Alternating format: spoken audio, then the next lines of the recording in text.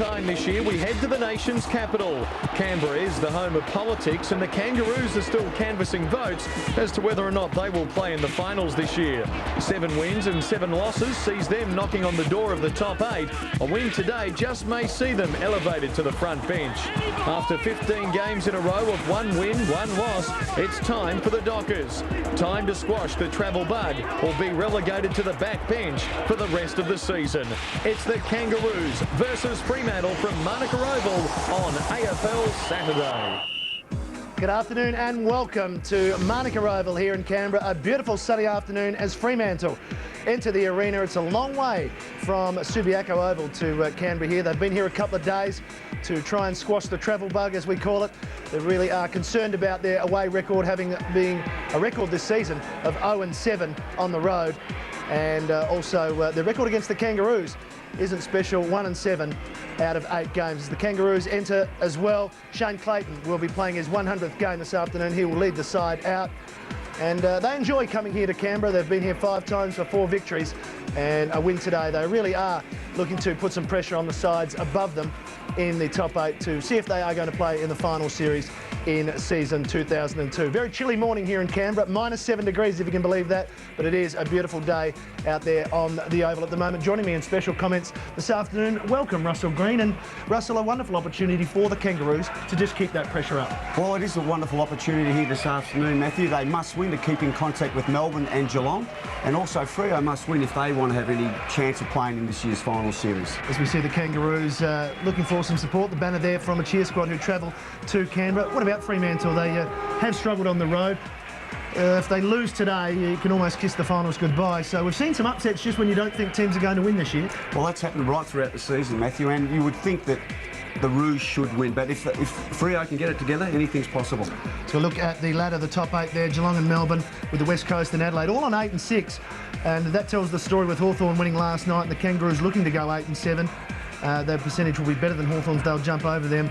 Fremantle just hanging on. Just hanging on, Matthew. And look, they must win this afternoon, because if they don't win, it's going to be a long hope the last 5 or 6 games of the season. So they must win, but the Roos must also win to maintain that position. Some young players to look at for the Kangaroos. Dylan Smith finally starting to get some game time. Yeah, it's his 2nd year here. The Roos has had a shocking run with injuries, and he's a good quality kid, and I hope he does very well. Career best for Lee Harding last week, 4 goals too. Likes the goals? He likes the goals, but I mean, if he can convert, he's around about 44%, so if he can kick a few more goals, that'll be great. And here's a young Digby Morrell. He's been absolutely sensational since he's come off the rookie list. Give him a target up forward, and he's courageous and he works exceptionally hard. Speaking of courage, one player you've been impressed with is David Teague. David Teague, he's been absolutely sensational. I think he came off the rookie list also, and he reminds me of that great North Roos player, Gary Cowton. And Spider Burton won the Battle of the Arachnids last week against St Kilda. 35 hitouts, and he keeps playing well, Big Spider. Oh, look, he's a cult figure. And look, he's someone so talked about. He's so athletic. To be able to do what he does is just absolutely brilliant. Fremantle coming off a disappointing loss to Port Adelaide last week by 84 points, but Matthew Carr certainly tried very, very hard. Matthew Carr's had a great season this year. Look, he put Franco out of business last week, and he's been one of the real bonuses for that club this year. Paul Hazelby has been, if not the best, certainly close to it for Freo this year, showing the form that we saw when he did win the Rising Star Award. Yeah, look, he's had an exceptional year, and he'll have to play really well this afternoon for them to have it.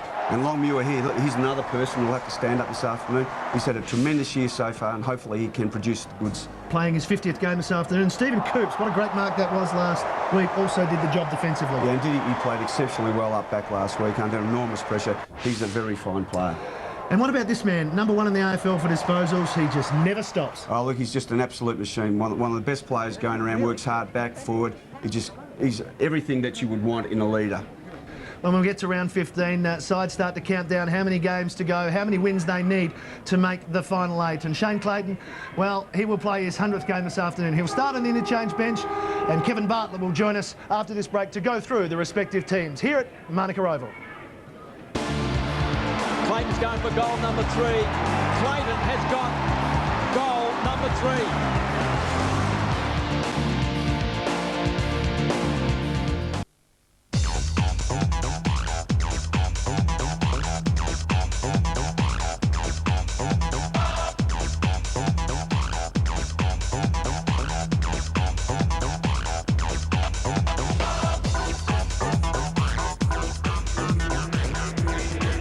Welcome back to Manuka Oval. Plenty of fans travelled for this game and also many local people from Canberra enjoying AFL football for the second time this season. As we welcome to the microphone Kevin Bartlett. Good afternoon, Kevin. Good afternoon. It's a beautiful day in Canberra, and of course we do know that Fremantle Dockers don't travel that well, haven't won a game away from home this year, so it's going to be a very, very tough test for them. Gentlemen, as we take a look at the two respective teams. Well, I saw young Petrie last week for the Kangaroos boot 3 goals, and he looked a very promising player. Harding got 4.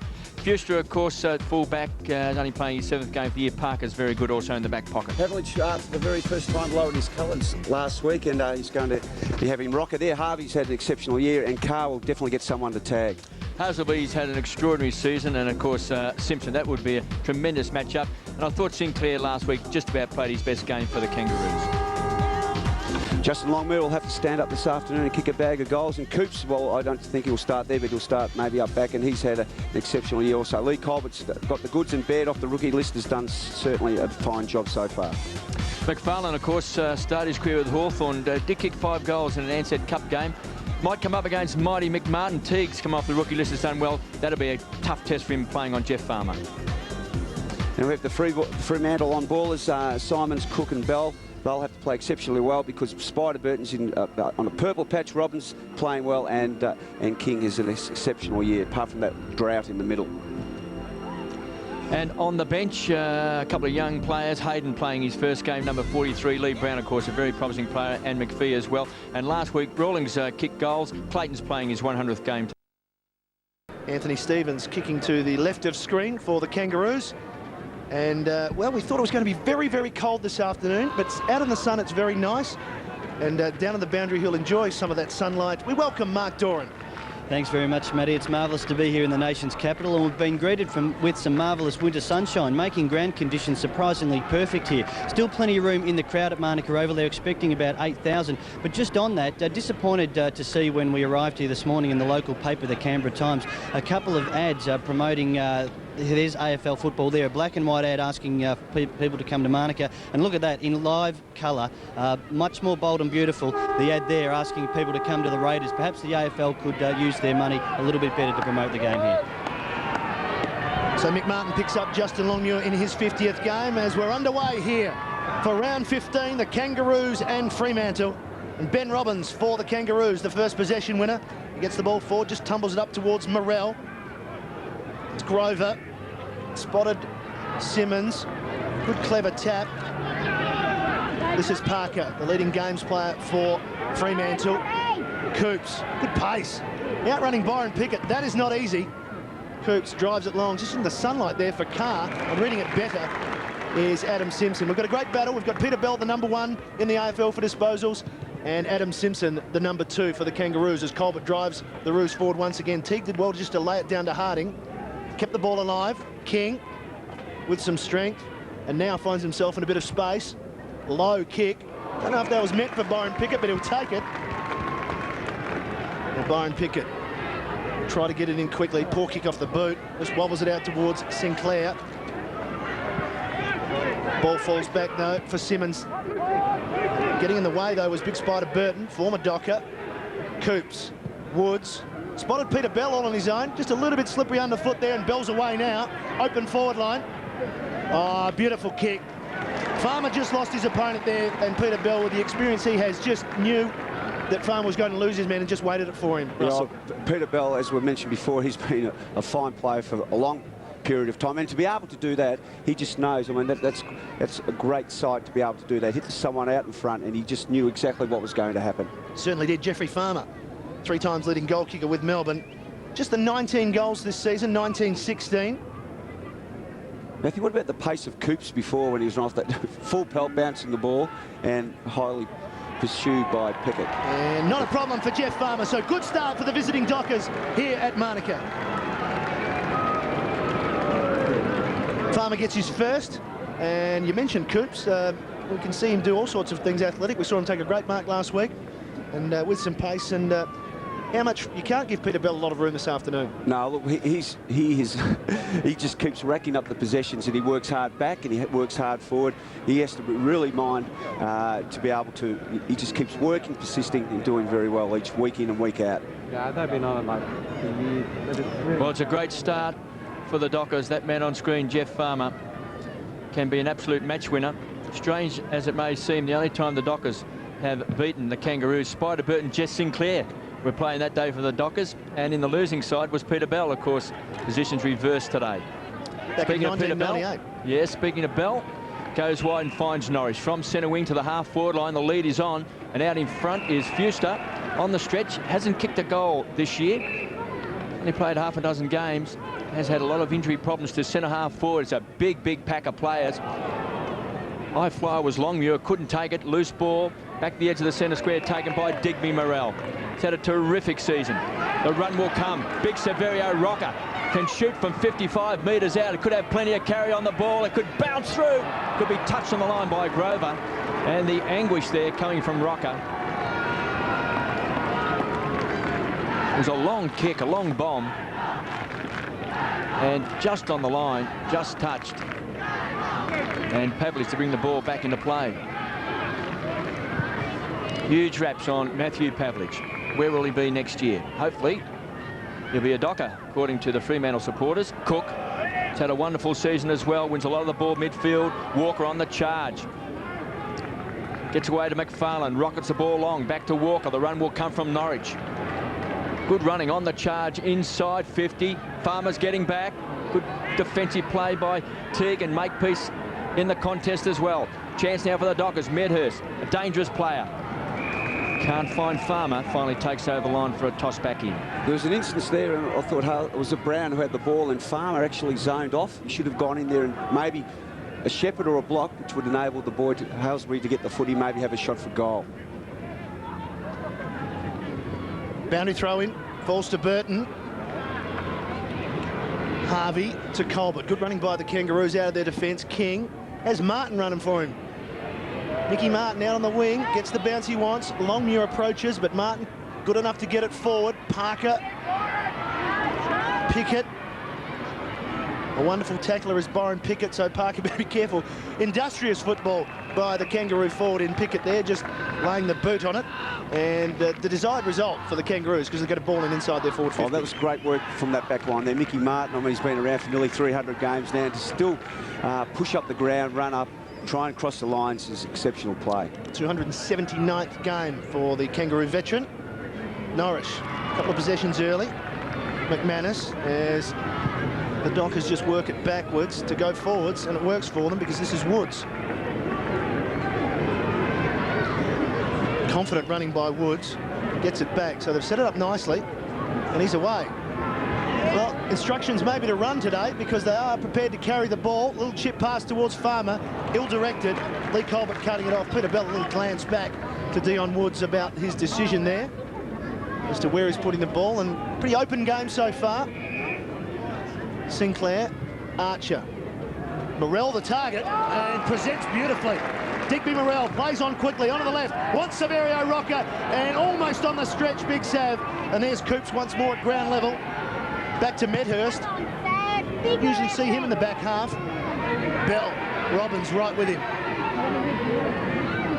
Just keep your feet is the exercise there from Bell. Cook, 1-2, beautifully worked by the midfielders for the Dockers. They look good at the moment inside the Norwich once again. Possession number 4 for Jason Norwich. Freeman on the other side is McManus. McManus, player on the lead. Good body work there by Makepeace.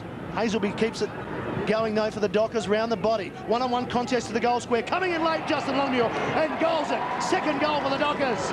First for Longmuir in his 50th. Got some real numbers at the moment, haven't they, Fremantle? Really running hard. Well, Matthew, you called it before. They're willing to take them on, run, cross the lines, use the ball, get over there and help and assist one another. And when it is on, they'll kick it long and hard, and Longmuir ran onto the ball then, and that's exactly what you want.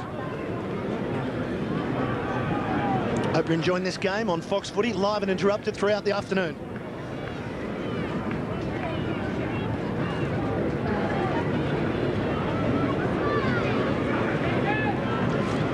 Super start by the Dockers. 2 straight goals, 12 points. Kangaroos just 1 behind. Just about every time they've gone into their forward line, the Dockers have looked for Jeff Farmer. He has been the focal point up forward. as Simmons comes charging in, beaten by Spider Burton. Robbins, quick kick. They've been good across half-back. Port High, no free kick. Bell, as always, picks up a lot of the ball, goes wide, finds Walker. Also picking up touches in this first term.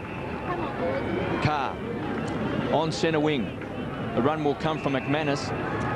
And it does seem there is a plan to run the Kangaroos off their feet today. Norrish. He's already picked up 4 possessions. He's good 52, 53 metres out. Longmuir is in the square, short, and again Farmer. He's been the target every time they've gone inside 50. So whilst Longmuir is the marking option, it does appear that they've prioritised Jeff Farmer as the go-to man. The noticeable thing so far is that the Rouge boys are zoning a little bit too far off the men. Like Bell already had quite a bit of the ball, and Robbins generally can tag and keep them out of the game. But they are here to play, and they are fighting for their survival here this afternoon. Stakes are enormous. Farmer from just inside 50, distance not a worry. Off target and through for a behind. Such a fantastic player, Jeff Farmer. I was there the day when he came off the bench against Collingwood, booted 9 goals after being taken from the field. It was just an exhilarating display. So he is a match winner. As the Kangaroos bring the ball back into play, Spider Burton's the target. Colbert got his hands on the ball, couldn't take it. Pulled off the ball, and a free kick will go to King. Now the run will come. Harvey's been magnificent in the past 2 weeks. Against Collingwood and also against St Kilda, he's been a star. Inside 50, Petrie. Can he impose himself on the game today? Sinclair with those quick hands. Chance. Stevens, quick kick. And he has missed to the left, Anthony Stevens. Quick hands coming from Sinclair as Pavlich quickly brings the ball back into play. Swings to the outer side. There's a player loose, and that's McManus. And again, quickly moving the ball and running hard, the Dockers. Walker prepared to run and bounce. Harvey just laying off Walker there. And Farmer the target. Well called, Kevin Bartlett. Been inside 7 times now, Kevin, and that would be at least, well, probably 6 out of the 7 has been. Where is Farmer? Well, I saw Makepeace play on Stephen Milne last week. Milne kicked 4 goals early, and Makepeace does really back himself. I mean, he's a bloke who does take calculated risks, but a bloke with the expertise of Farmer, you've really got to pay him a fair amount of respect, because he'll really hurt you if you don't. This is his 3rd shot for goal, but more importantly for Docker fans, they need to get a break happening here, and they have. They've got the first 3 goals. Farmer's got 2, and they're out to a 17-point lead. Well, he has been an All-Australian, Jeff Farmer. He's kicked over 70 goals in a season, and we know he can take a towering mark as well. So this could be a really tough afternoon for Troy Makepeace. You mentioned in the preview that so often during the course of the year, sides who we think are going to get belted, and Freo have come off 2 hidings, they're really standing up here this afternoon. It's going to be having a red-hot go. Dockers by 17 points, coming off a couple of horrific weeks. 84-point loss to Port Adelaide and 77-point loss to Sydney. And in fact, in the past 2 games against the Kangaroos, they've lost by a total of 174 points. So this is the start they've wanted. They haven't won away from home this year. So Kangaroos try and work the ball through Simpson. Inside 50. Petrie is going to be a target as well. Parker in front. Petrie does well. Wins the loose ball, high ball. One for the Brave. McManus, take a bow. Pickett, the danger man. Quick snap. Missed to the right. Started in defence last week, Byron Pickett. It was strange setup last week for the Kangaroos. When you look at the win over St Kilda, their goal kickers really came from their no-names. Harding booted 4, Petrie 3, Sinclair 3, Baird got a couple, so did Rawlings, Digby, Morrell, and also Smith. Rocker and Pickett and Harvey, who you generally think is going to kick the bulk of their score, didn't really figure last week. Rocker goes short, looking for Pickett, goes to ground. Got to keep your feet. Stevens, quick kick. Chance for the Kangaroos. Digby Morrell goes to the ground. Simmons, great pick-up. Does well towards McFarlane, got bundled out of the way. Bell, across the face of goals. Great defensive play, keeps alive, and Troy Cook can run. To centre-half back. Pumps the ball in towards centre half forward. Fuster's going to be the target. Getting back that time was Colbert. Fuster does well. Quick kick across the face of goal. Wild kick out of bounds. KB, you mentioned Smith and Harding, the Kangaroos making their first change. Harding off and Dylan Smith on. Dennis Pagan just trying to generate something up forward. Just getting back to Rocker's last kick inside 50, one of the golden rules at the Kangaroos, you never kick short to a 50-50, and that was a mortal sin that Rocker committed up there. He would have been far better having the shot. You've got to stick to the game plan. 19 plays 3. Wonderful start by the Dockers. First time they've visited Canberra to play an AFL game. Teague at the bottom. Archer trying to use brute strength to get through a couple, but he won't get through. Jeff Farmer with the tackle.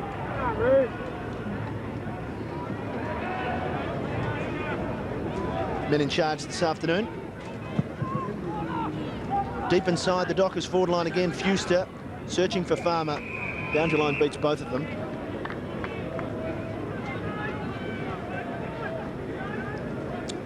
Dockers bench, and sitting there is McPhee and Brown, Haynes and Hayden. And Hayden making his debut, second year on the rookie list. He comes from South Fremantle, 21-year-old, yet to find some AFL action. He'd be nice and nervous at the moment. He'd be happy with the start he's seen from his teammates. They're battling hard here at the moment. Cook fishes it out. Hazelby steals it. I think it was intended for Medhurst, but Hazelby squares it nicely. Martin goes back for the Kangaroos with him, Simpson. And it is still deep inside the Fremantle forward line, so it'll be a boundary throw-in. Maybe it would probably be a bit better for Hazelby to hit the hot spot about 20 yards out from goal rather than hitting the 10-yard square. That might have been intended. It just couldn't quite bend it back far enough. Pretty tight angle there. Burton laying it down for Harvey. Harvey's kick, well, I think he wanted to get more on the outside of the ball there because he's given it up. Longmuir, the look away to Medhurst. Likes to kick a goal, decides to go check side. A little bit too much on it. He likes it. I don't know why he did. We're a long way here in the commentary position. We could tell it was a point. It was great play by Longmuir, actually. He fed the ball off, and the next instinctive thing he did was lay the block on, which was great play to protect the boy with the footy. Harvey to bring the ball back into play, goes short to Archer,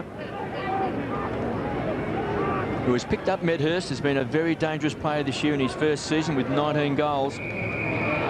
Rawlings goes to the ground, trying to milk 50. Coop stands the mark. To centre half forward, Petrie was the target, outmarked by McFarlane, who can play at both ends of the ground. This is where Bell's very good. He creates the loose player, runs behind, sets up the loose man. Carr rockets the ball wide, and plenty of run comes from Pavlich. So the Dockers starting to run the Kangaroos off their feet, and there's the lead. Into space, Medhurst. That was well set up.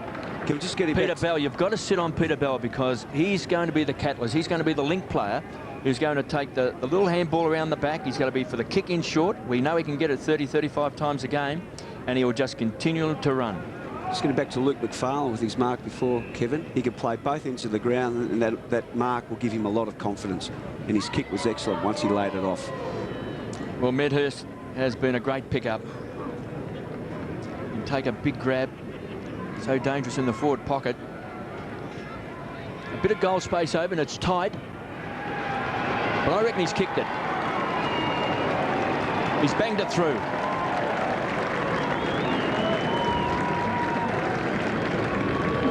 So Medhurst on screen, and what a start it's been for the Fremantle Dockers.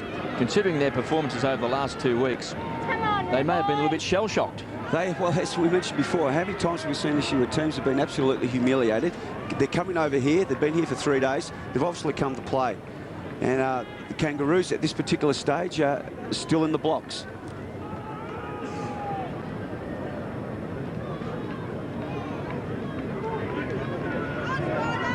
Fantastic start by the Fremantle Dockers. 4-2 to 3 behinds. Paul Medhurst with his first of the afternoon.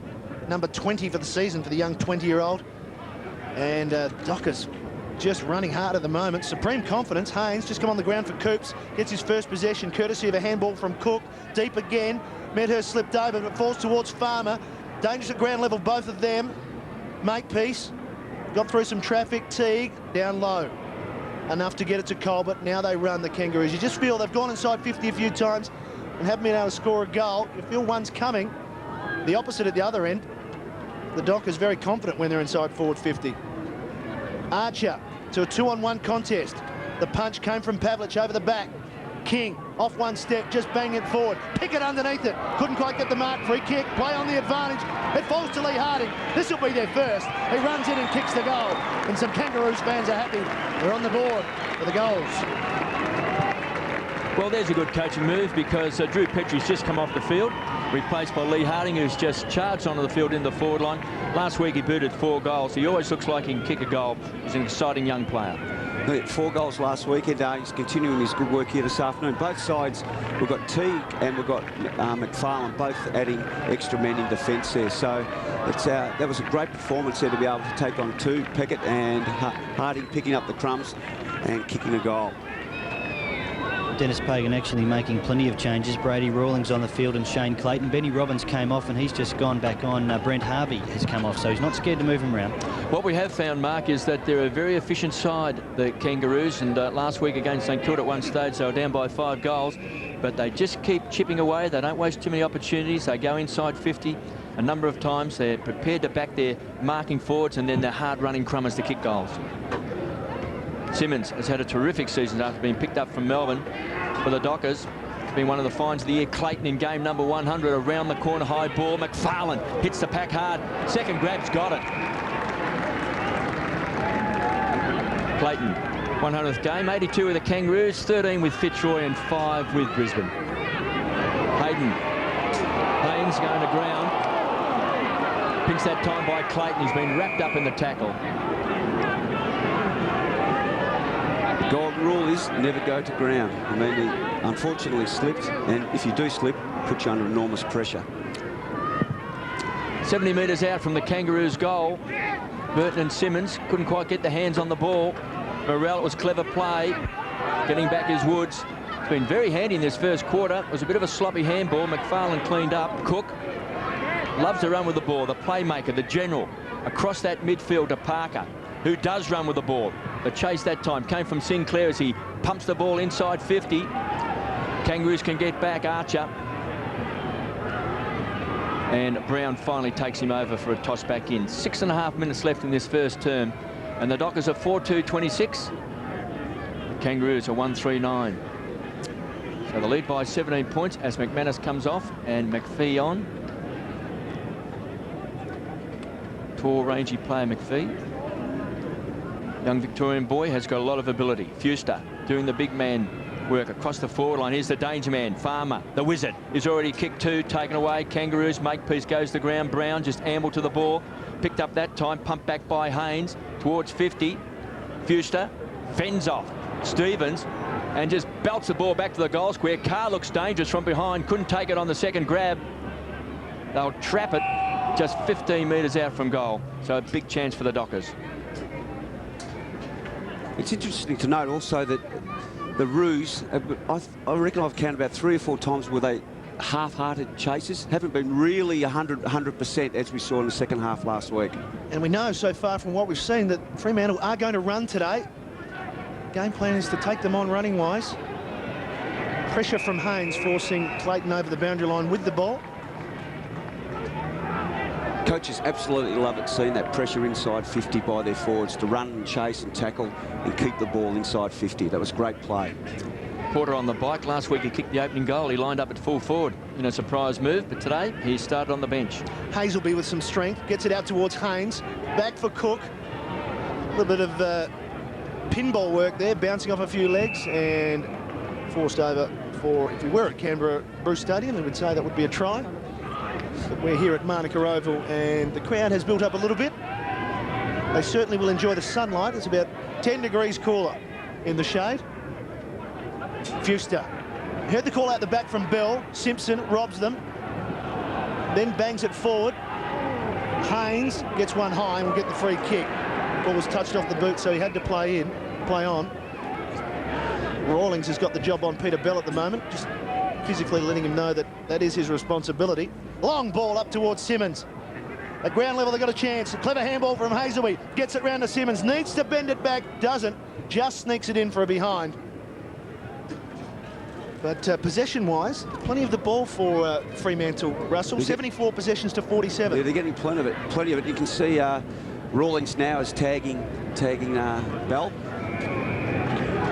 Dockers by 18 points. Archer from halfback finds Colbert, so 2 old heads combined. The run will come from King. Inside 50. Looking for someone to take a mark. They haven't been able to. They've been very good in defence, the Dockers. That's a poor kick coming from Norwich, puts it over on the full. They've been very disciplined in defence. Some big punching from behind. Clayton does well, gets around Farmer. Rocker sets himself in front. Petrie from behind, couldn't take the grab. Simmons cleans up. Cook. It was a poor kick. Taken by Simpson, enjoying a fabulous season. Just wobbles the ball back. Chance for the Kangaroos. Rocker slapped the ball on. McPhee tries to tickle the ball along the ground. Drew Petrie goes to ground as well. McPhee chases Harvey, who shows him the ball. Just tried to feign the hand pass. Backtracks, conceded ground. A mighty Mick Martin around the corner. Needing a kind bounce that time as Woods got an ugly one. Taken by Spider to the square. Rocker! Too big, too strong, too good. And Spider Burton, just so agile for a one his size, tallest man ever to play the game.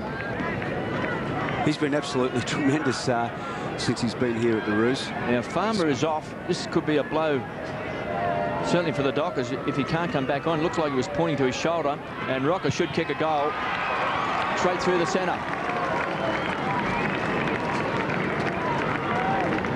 It's Rocker then was just pure strength and a lot of nous and experience, which enabled him to fend off his opponent and to be able to take that mark. Got an ugly bounce there, did Dion Coops, and very quick hands that time coming from Dylan Smith, one of the young players for the Kangaroos, and that's just good strength and good body positioning.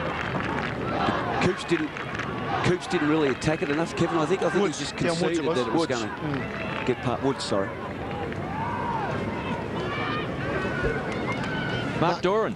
Pictures there, KB, that Dockers fans will not want to see. It probably looks a little bit worse there than it actually is, but an injury to the neck of Jeff Farmer, who actually called the runner out earlier on. Didn't want to come off, but they've made him come off to have a look at it. And an injury to that part of the body is never good. Debutant Roger Hayden on for Farmer. So after the Fremantle Dockers getting the first 4 goals, the Kangaroos have come back with 2. It's been a dry spell for Sav Rocker, just the 1 goal in the last 2 games. He's got his first. They're back inside their forward 50 once again. Body on body, Parker against Pickett. Ball comes to ground. Searching out on the wing there is McPhee. Goes without it, Stevens. Has Smith, decides to go with the foot. And the lead of Petrie. Good courage from Petrie, also McFarlane. Here's a chance for Harvey. Norris right with him. Goes to ground. Petrie kept his feet. Got it to Harvey. Harvey, tight angle. Was searching for Rocker, in fact. Haynes, Rocker still going. Got in the way. Might have done enough. Rawlings. Caught by Haynes. Holding the ball. We had a fantastic camera shot of that, where he was attempting to hit the ball, but he didn't want to hit the ball out. And it was a very good decision by the umpire, because there was really no attempt then from Rawlings to get rid of that ball. Yes, he gave him some time as Cook now. He was punching the ball, but he didn't want to make contact with the ball. Grover, open forward line. No one inside their forward 50, the Dockers, and Archer takes a strong mark. Switches to Ben Robbins on his own, on the wing. Harding backs himself, didn't get around. Haynes, Walker, the tackler. Rawlings got it to Martin. Ugly kick by Martin. Favours Parker. Could have used Grover, decides to go inboard to Walker. Cook provided an option for him. 2 players to kick to. One is Fuster, the other is McManus, who receives the handball. Around Colbert he goes. Keeps going. Goes long, looking for Coops. And finds him. Good use of the body. David Teague appealing to the umpire, saying he might have got a push. But the kick was well weighted, as he knew Coops was at the back, Russell, and just got it over the top. Yeah, he just put enough on it to be able to put young Teague under the pressure. I think it was just a little use of the body, and unfortunately for Teague, he fell forward and didn't hold his feet. Well, he's been an exciting player so far, Stephen Coops. He hasn't kicked a goal this season. This will be his first. Only just for Stephen Coops, but it's the Dockers' 5th. great start by the Dockers. They'll be very happy with their first quarter. And you can see all the highlights of first quarters, second quarters, third quarters and fourth quarters. Where would you see it, Russell Green? You can see it on the Winners every Sunday night at 7:30. And perhaps we'll see a Dockers victory on Sunday night. Well, it's been a great start. The thing is that they've just got to maintain that mental pressure and just keep working and pushing and persisting.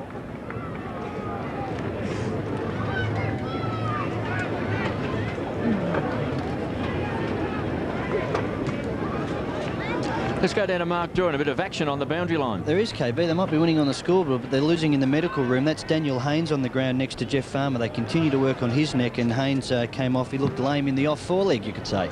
Well, he did very well. He came on to the ground early in this first quarter. He's already had 5 possessions. Cook has been a star for the Dockers. He's had it 9 times, 7 times also to Bell. So they're winning a lot of the ball midfield. Grover from half back. There's McPhee on the stretch. Tall and rangy. He's on centre wing. Lee Brown wants it long for the Dockers. He's in the square. That's a mighty kick if he can get anywhere near the square. So Brown now makes himself a target. Speak of the devil, he's got it. Pinched that time by Rawlings. Comes away from half back. Heads towards space and Rocker's mark. So he's a long, long way from goal. He's on the half back flank. Morrell could be the target. Had him in his sights. Makepeace and chipping in. Wonderful hands taken by Roger Hayden, playing his first game. It was a bit unusual kicking short to a contest for the Kangaroos. Morrell, who you would have thought would have been the target with Porter, another 30 metres on, as the young man kicks the ball back towards the half-forward line. But it's been a very good first quarter for the Fremantle Dockers. Underdogs coming into this game. But a great start. Jeff Farmer's booted a couple of goals, singles to Longmuir, Coops and Medhurst, and for the Kangaroos, goals to Rocker and Lee Harding. Well, they haven't managed to win away this season, the Fremantle Dockers. They've certainly given themselves a great opportunity here at Canberra, because at quarter time, they lead by 18 points over the Kangaroos.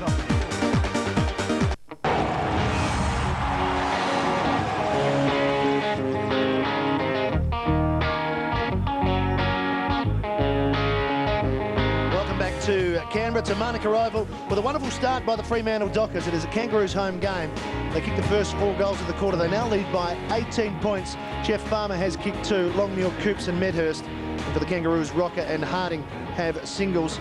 And, well, certainly Russell Green, from the point of view of confidence, Fremantle really did come out to play. They sort of decided that they were just going to take on the Kangaroos, take them on with running. And Dennis Pagan to be a little bit concerned. We know he's a master coach and he may change some matchups. But I thought this instance from Peter Bell down back, this is a great lesson or a great example. He's just saying, I'm confident, I don't need to rush it through, let's run. Yeah, well, look, he's been really good right from the start. I mean, each week he puts in 100%, and he's a real character, and he really does help his side by working hard up back and up front. He just never says die. Kevin, you mentioned Jeff Farmer. He's kicked 2 goals and he was the target. They really need to get him back out there, don't they? Because they look much more dangerous with him inside their forward 50. Yes, well, we know that he's a goal-kicking wizard, and he's already got 2 goals. And we do know that when his confidence is high, he's team lifting as well.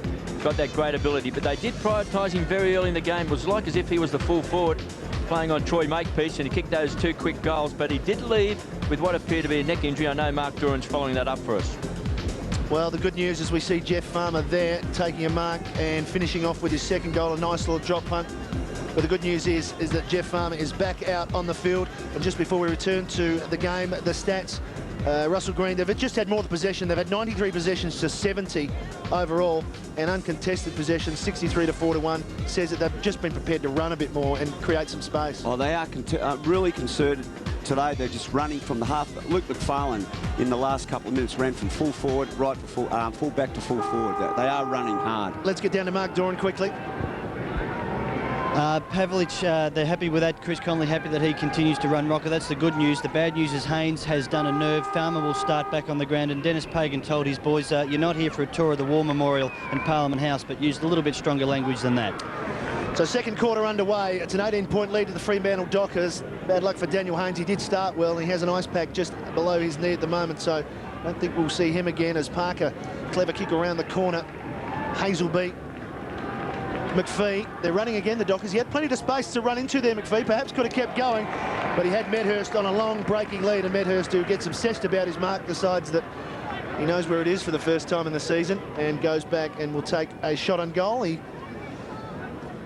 already kicked a goal in the first quarter, Paul Medhurst. He's actually threatened a couple of times this year to take the mark of the year. Yes, he just wants to come down with his hands on the steering wheel, doesn't he? So there's one thing that he does do. He does present himself, and he works exceptionally hard, and he's very smart around goals, and he's very smart with other players around him also. Saw Nathan Thompson on Friday night take an absolute screamer for Hawthorn, probably the one to beat so far. Plenty of time for Medhurst and other players in the AFL. As Medhurst lines up for his second, he's pretty pleased. Wonderful start for him and the Dockers in this second quarter. Well, whoever recruited Paul Medhurst should take a bow, because he's running around playing in the waffle. Forward pocket player, kicked about 70 goals. They picked him up, and he stepped straight into AFL football, and he's done a very, very good job. He's kicked 21 goals for the season. To be able to do what he's done in his first year of AFL football is an absolutely tremendous performance. He's probably playing one of the hardest positions on the ground, a small forward crummer. He's not only a crummer, but he's also has the ability to take a very good mark. He's actually playing full forward at the minute, just leading from the square. And being picked up by Glenn Archer. So if he can do well on Archer, he can certainly play. Dockers by 24.63, 39 to 2-3-15.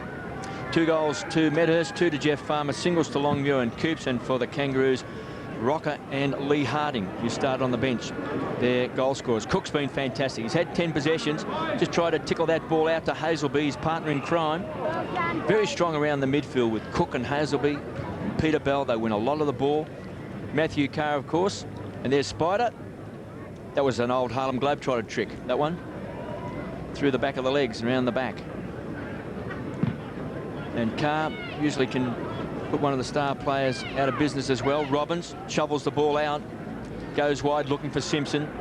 What a season he's had. He's been absolutely fantastic for the Kangaroos. They'll need him today. Carr rockets the ball to Hazelby. They continue to run hard. The Dockers inside 50. Here's Medhurst. Got it. Right on 50. So he's quick. He's absolutely greased lightning. And finds Cook. And Troy Cook is enjoying, I think without doubt, his best ever season.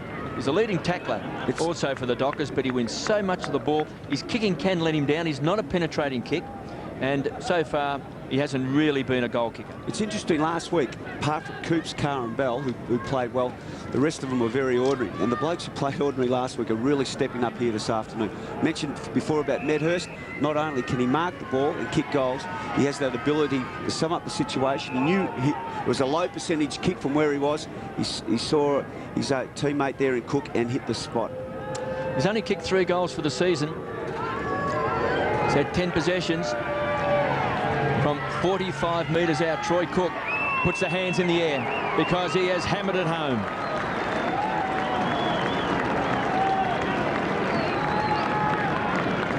It's they are certainly here because to play this afternoon. And if they do win this afternoon, Matthew, they're still in a chance to play in the finals. We touched on that at the start, didn't we? But they had to win this game to keep in touch. They'll only be 1 game out of the 8. And the way they're playing at the moment, there's nothing to suggest that they won't go on with this. It's a terrific start. They're 30 points up, and they're right on top all over the field. All over the field, very even, right over.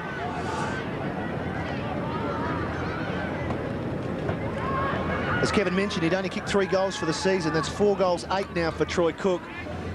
Beautiful drop punt on goal to give his side a 30-point lead. Don't worry about coming here to play. They've come here to win. And they are right on top. Kangaroos go forward now. McFarlane just works Petrie off the ball and then decides that he just has to get it long. He didn't really have much to kick to as Adam Simpson has dropped back into the hole, takes the mark and lays it off to Colbert.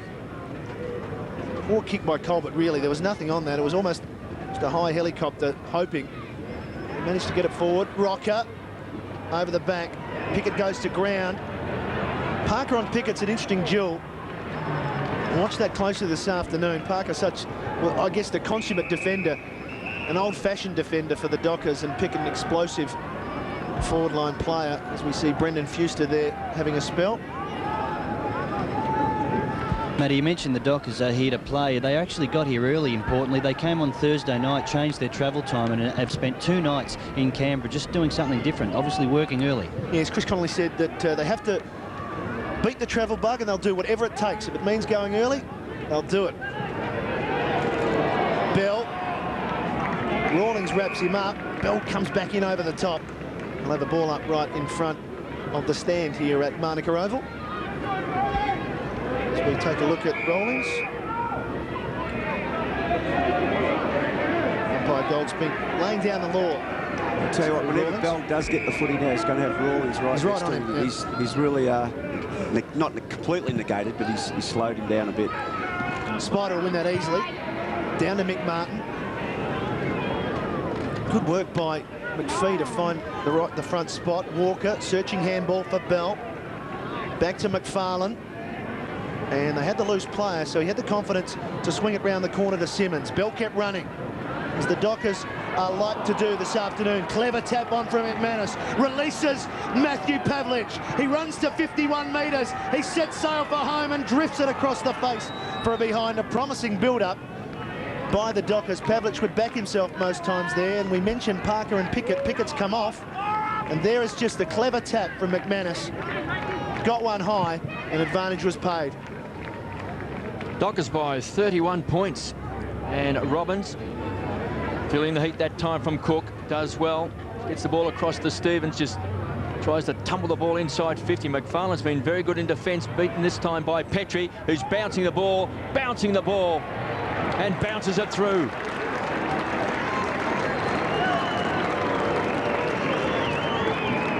So that young man, Drew Petrie, just playing his second game last week, booted 3 goals. And today he's been on and off the ground once or twice. He's a big boy, and he has kicked a goal. He can take a mark, but he's done well here because McFarlane, I think, has been a very good defender today. And look at the great hands there by Petrie, and that's a very clever kick. Well done by that young man. Much needed goal for the Kangaroos.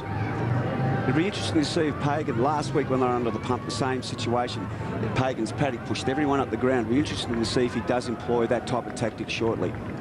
It's a 25-point margin. We did see them come back from a similar margin against the Saints last week and win quite comfortably with a very good second half. Cook, Morrell wraps him up. Bell, forceful. Back to Carr. Longmuir with Colbert. And he gets some support, Longmuir, as Norris came in to lend a hand. Forgot to shepherd, though. Colbert did well. Never gave up on it. Ball's still alive. There's a free kick. It's going to the Kangaroos. So the free kick will go back to Digby Morrell, but I think you can take your hat off to Lee Colbert there, who never gave up on the contest. Morrell wants Teague. Coops from the side. Just getting back to that one before with Longmuir and Norris. Norris should have got in there and lent support, and they would have been able to take the ball forward. He zoned off, and that's what's happened. A great effort by Colbert. Morrell takes a seat, and Spider Burton will do the ruck work against Longmuir. Decides to just punch it forward. Grover, Norris. Well-weighted handball, releases McPhee. That'll have to be spot on. Martin was with Brown. Fortunately for the Docker, he kept his feet, gave it over to Walker. Running Pavlich, great running again. This time goes for the long pass out in front of Hazelby, who takes an excellent mark on the stretch. Tell you what, that comes back to the body work of Lee Brown then. To be able to do that against a man like Mick Martin, who's tremendously strong with his body and knows how to use his body, he just held off enough to be able to get first use of the ball, and he held onto his feet. He didn't go to ground, which is so important. Lovely pass from Pavlich there. We've seen him run off a couple of times this quarter as Hazelby lines up on goal. And he has snuck it right into the corner and has kicked it. Paul Hazelby coming into this game and kicked 7 goals, 11, so not one of his strong suits, the set shot on goal, but another goal to the Dockers. So, Kevin, they're midfielders like Cook and Hazelby, who often get a lot of the ball, often don't get a lot of goals. the reverse this afternoon. Well, Cook's only kicked 3 goals coming into this game for the season. He's kicked a goal today, and Hazelby's only kicked 7. So to get goals today from those 2 midfielders is a bonus.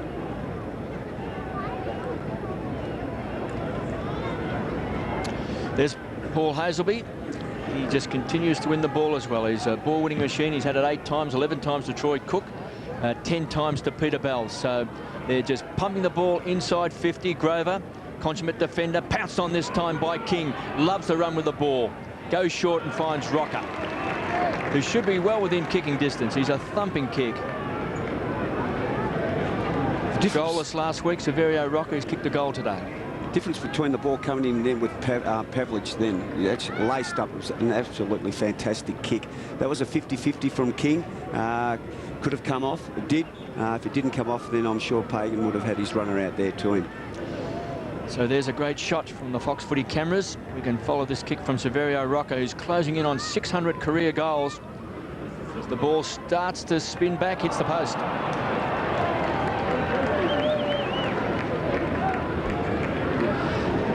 Greenie, how long before Dennis Pagan has to make a change there? Because Pavlich is just running off Sav and doing some enormous damage. Chris Conley mentioned at a quarter time how happy he was. Yeah, he's one of the young guns, and he was beaten badly last week by Treadray, so I'm sure he's out here to make amends. Pavlich brings the ball in and just spears it. It was a great kick, finds McFarlane. There was always big raps on McFarlane at Hawthorn. I know for certain that they were very disappointed when he did come back. He's had a lot of injury problems with osteitis pubis, and young McPhee, boy from Narre Warren, just tumbles the ball forward, and it's just been marked this time by Petrie. So having a run in the ruck as King bangs the ball back towards centre forward, getting back. McFarlane took a lot of courage. Simmons. So they're getting numbers back across half back, and this is a bit of a worry for the Kangaroos. They're finding it really hard to take a mark on their forward line as McManus wants to take them on to the half forward line. Hazelby. Clean hands, rarely fumbles, taken over the line for a toss back in. Whenever they do take it inside 50, the Roos are just under enormous pressure because the Dockers are putting enormous pressure on them when they've got the footy, and they're just bombarding the ball, and it's absolutely nearly impossible for a forward to take a mark in those situations. Kangaroos have been inside 50 21 times to Fremantle 20, yet a 30-point margin. So exactly as you say, Russell. At the clearance there, Norris was searching for Farmer. Stevens just pushing it up the line. Likewise, Harvey. They've managed to get it out of the danger zone and run around the boundary, perhaps about 50 metres. I saw the pictures before. Dean Woods on for Anthony Grover. Now, whereas last week St Kilda took the pressure off, mentally they thought they were 6 goals up and everything was going to go all right. These blokes are still hammering away, Freo. Oh, look, they've been very good when they've given themselves a chance to win. Some of their performances at Subiaco have been outstanding, and some of their performances at Subiaco have seen their second half, in particular their last quarter, been brilliant. I mean, they do run the game out nicely, so be very happy with a lead similar to what they have now at half-time, that's for sure. Kangaroos go forward once again. Woods. Well, he just managed to get his hand to the ball just in time. The tackle came from Sinclair. McPhee gets a bit onto it. Going back, Teague, but doing enough. Coops trying to keep the ball alive at ground level. Archer gets the call out the back from Makepeace. Caught high, according to umpire down Goldsby. The tackle from Coops just coming across the shoulder. Byron Pickett's just come onto the ground too, replacing Lee Harding. Byron's had no influence on the game so far. Just the 3 possessions for Pickett. This is Baird.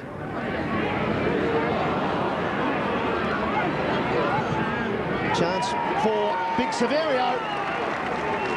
And he's finished it off.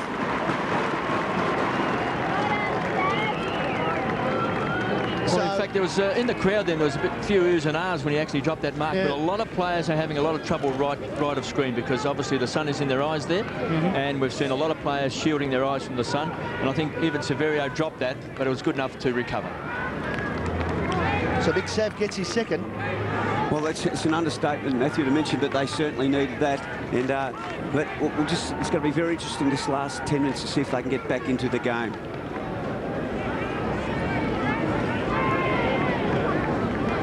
Dockers by 24 points, 52 plays, 28, 8-4 to 4-4. And Severio Rocker's booted 2 goals.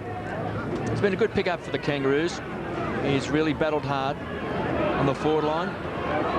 Burton just working his way into the game. Pulled off the ball was Clayton, who will take the free kick. That's what the Kangaroos can do. They'll just work their way back. Been a magnificent club. Rocker in front, big fist away. They need a crummer. Rawlings caught. And Parker, who does so much work across the half-back line for the Dockers. He's quick, always takes on a key forward. Plenty of dashes. Grover gets a bit of manipulation. But a chance for the Kangaroos. A ball up on 50. McPhee goes to ground. Morrell tried to just bullock his way out of trouble, and again wrapped up by Parker. Harvey needs to lift for the Roos. Kevin, he's only had 5 or 6 touches to this stage. Norris has done a good job on him so far, but he's a fine player and he needs to lift. There's Troy Cook ready to come back onto the field. Chance for Stevens, needs a kind bounce. Squeezed up in the pocket and kicks a goal. A super goal by Anthony Stevens. And the Kangaroos just keep on coming. Just when you think the Dockers are starting to get away from the Kangaroos, they'll keep bouncing back. They are a very efficient side, and this is a terrific snap by the skipper. I'll tell you what I liked about that, Russell, was that he didn't try and swing it around the corner. He kicked a drop punt with just a bit of hook on it. Yeah, look, he knows where the goals are. He's kicked plenty of goals in his career. Look, to get a goal like that from the captain really is inspirational. Just when we thought maybe Freo's going to get 1 or 2 more goals, the contest could be over, bang, they've come back and kicked 2 goals. And exactly like last week, they're very resilient and they just refuse to lay down. Well, they've got the margin back to 18 points still with 9 minutes remaining in the first half. Spider Burton certainly has been on top in the ruck. 17 hit-outs already for the game. Simmons with him. Good work by Burton at ground level, though. Got it quickly away. Rocker leads Pavlich to the ball. Crumming was Smith in the right spot. Into the paddock, but no one there. That is a very unkind bounce for Parker.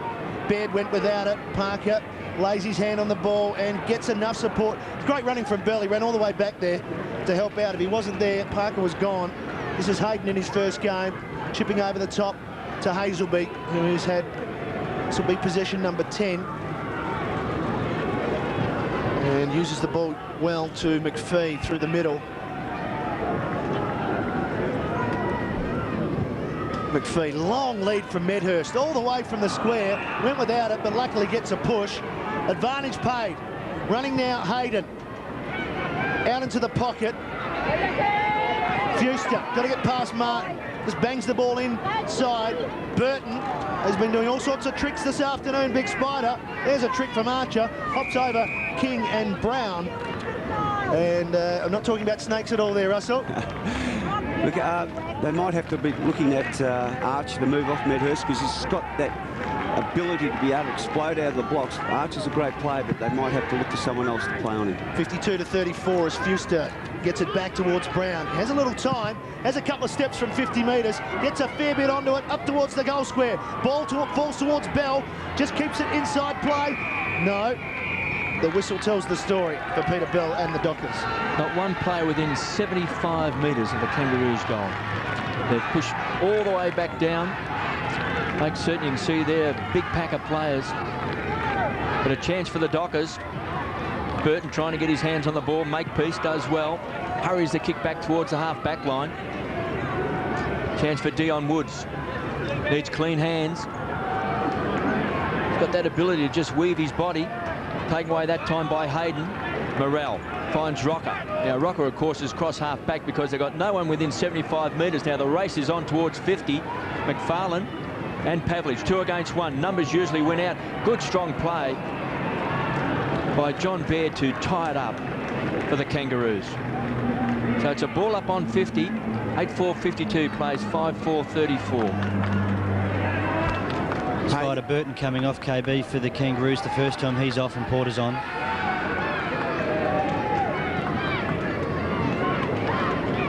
Simmons getting first use of the ball. Pickett needs to lift for the Kangaroos. Carries the ball to centre wing now, backs himself in. Long kick. Pounced on this time by Sinclair, but the whistle is gone and the free kick is going to come back, and it's going to the Kangaroos. and Digby Morrell. So let's have a look. Being held here, you can see there by Pavlich, so it was well picked up.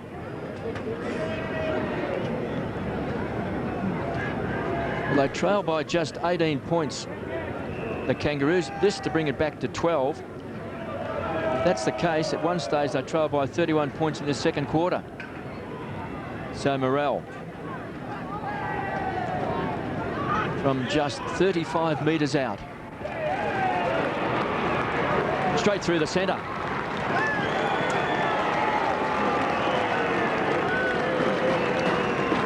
We mentioned before that they might try something like this, Matty. They did it last week against St Kilda and they had results straight away. They've kicked the last 3 goals. Maybe we might get... Dennis might try and get Lee Harding back onto the grounds because he's got tremendous pace and he can run into that arc. So it's very interesting. It's crunch time now for the Dockers. They have to stand up now.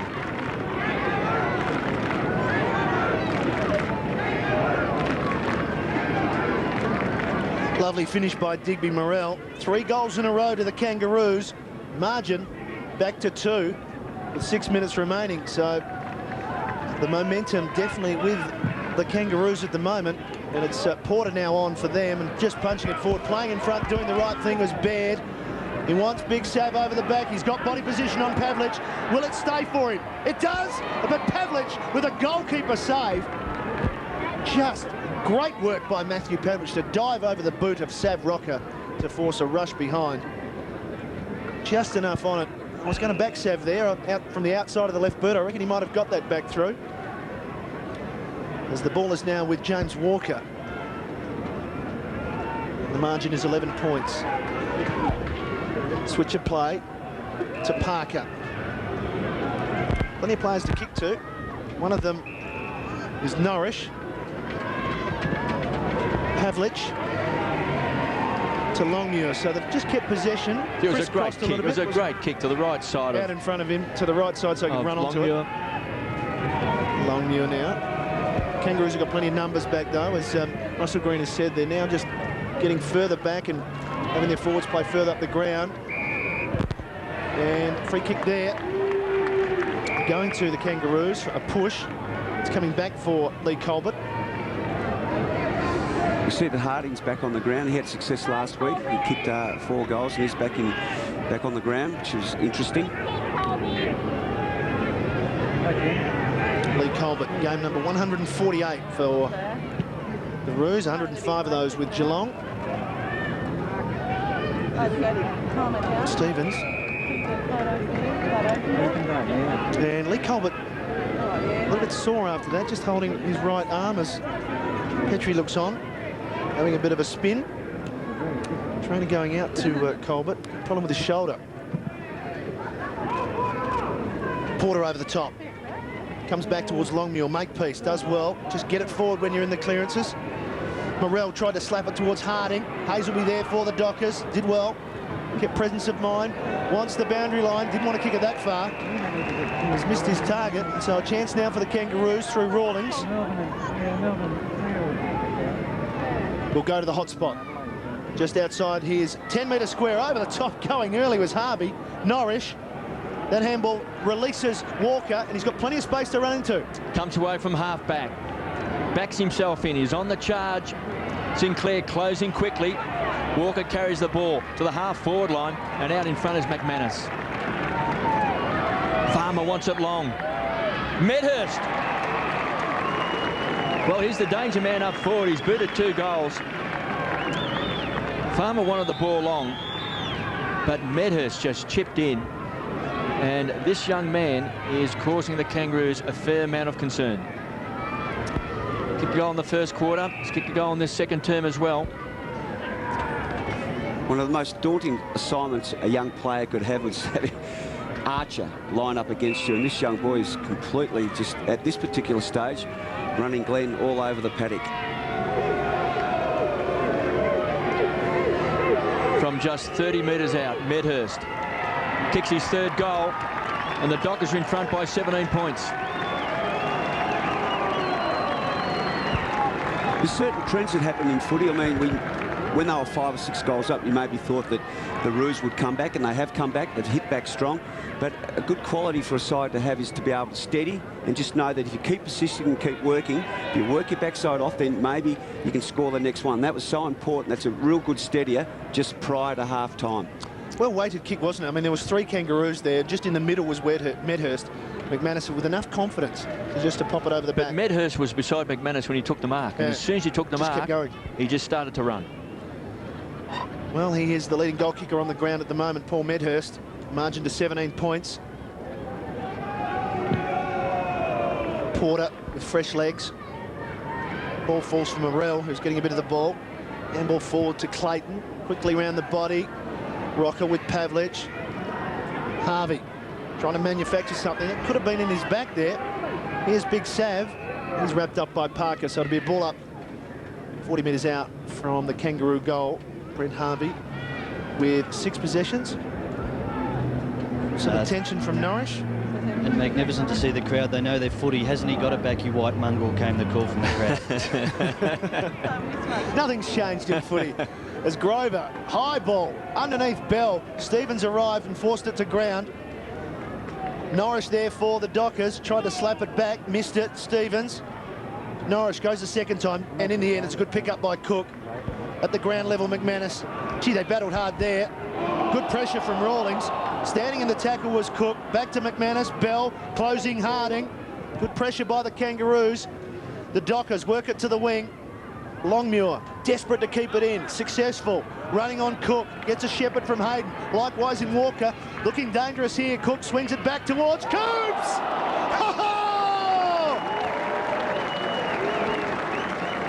Saw him take a hanger last week. And he's outdone himself, I think, this week.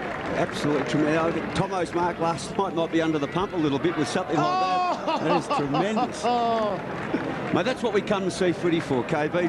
Blokes taking marks and grabs like that. Absolutely brilliant. Oh, Paul Medhurst is shattered at the moment. That is a super mark. That is a super mark from Coops. Can he finish it off, more importantly, for the Dockers team and kick the goal? He's already kicked one. He's kicked his first for the year. He could have taken one of the marks of the year from 45 metres. It deserves a goal. It's not to be. He's still on the way down, but, gee, what will we see from Medhurst now? He'll be trying to take off from 17 deep. There it is once again. An unbelievable mark from Coops. Well, the Dockers by 18 points. It was worthy of a goal. Saw Thompson take one for the Hawks, but he finished with a goal, which just caps it off, doesn't it? Caps it off beautifully. Clayton playing his 100th game today. Marks in the back pocket. Time clock ticking away. A minute left in this first half. Clayton hugging the boundary line. Porter from behind. Simmons got his hands on the ball. Archer good under pressure. Simpson running hard. It's a poor kick, and I suppose that's one area of his game that does let him down. He is a natural left footer, not too good on the right side, but he's not a penetrating kick. He's a tremendous competitor, dual premiership player. The only weakness in his game is he's kicking at times. Parker to Grover. So a chance for the Dockers. Brown from behind. Too big and strong that time for Cole, but he'll set it up. Here's the danger man, Medhurst. Couldn't take it. Closing quickly that time was King. It was good defensive play. Bell can't find it. Where did it go? Now Pyle on top. And a free kick. Hagen's made the move. King is now on Medhurst.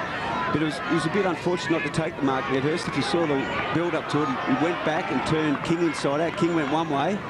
And Medhurst, and as Bell has got the footy now. Well, he may have been slightly lucky to get the free kick, Peter Bell, because he actually lost sight of the ball. He didn't know where it was. And it was in that sort of contest that he got the free kick. So Peter Bell, with just 15 seconds left in his first half, can extend the lead to 24 points. He's a clever player. And that's a great kick.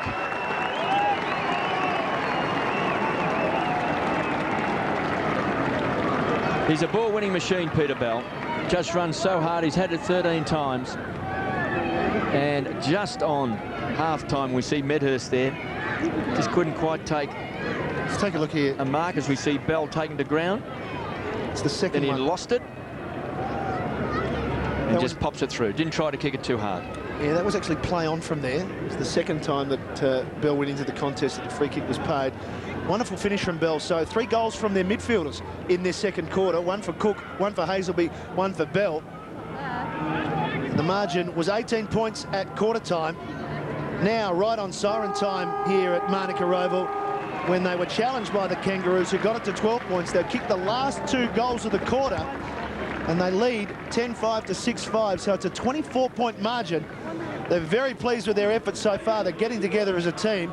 We may have seen one of the marks of the year, if not the mark of the year, by Stephen Coops, but he'll be very pleased with the workload he's getting from his running players here at the Fremantle Dockers. So at half-time at the nation's capital, Fremantle by 24 points over the Kangaroos. Points 10-5 to 6-5. They led by 18 points at quarter time. They stretched that out to 24 points. Peter Bell leading his side back out onto the ground. And they would be very, very positive because they know that they can run their second half out. And, well, there is another important game being played, gentlemen, and that is Collingwood taking on Geelong at the MCG. Now, many of you will be taking replays of this game. I'm going to show you a progressive score into the second quarter right now. If you don't want to know the score, look away now.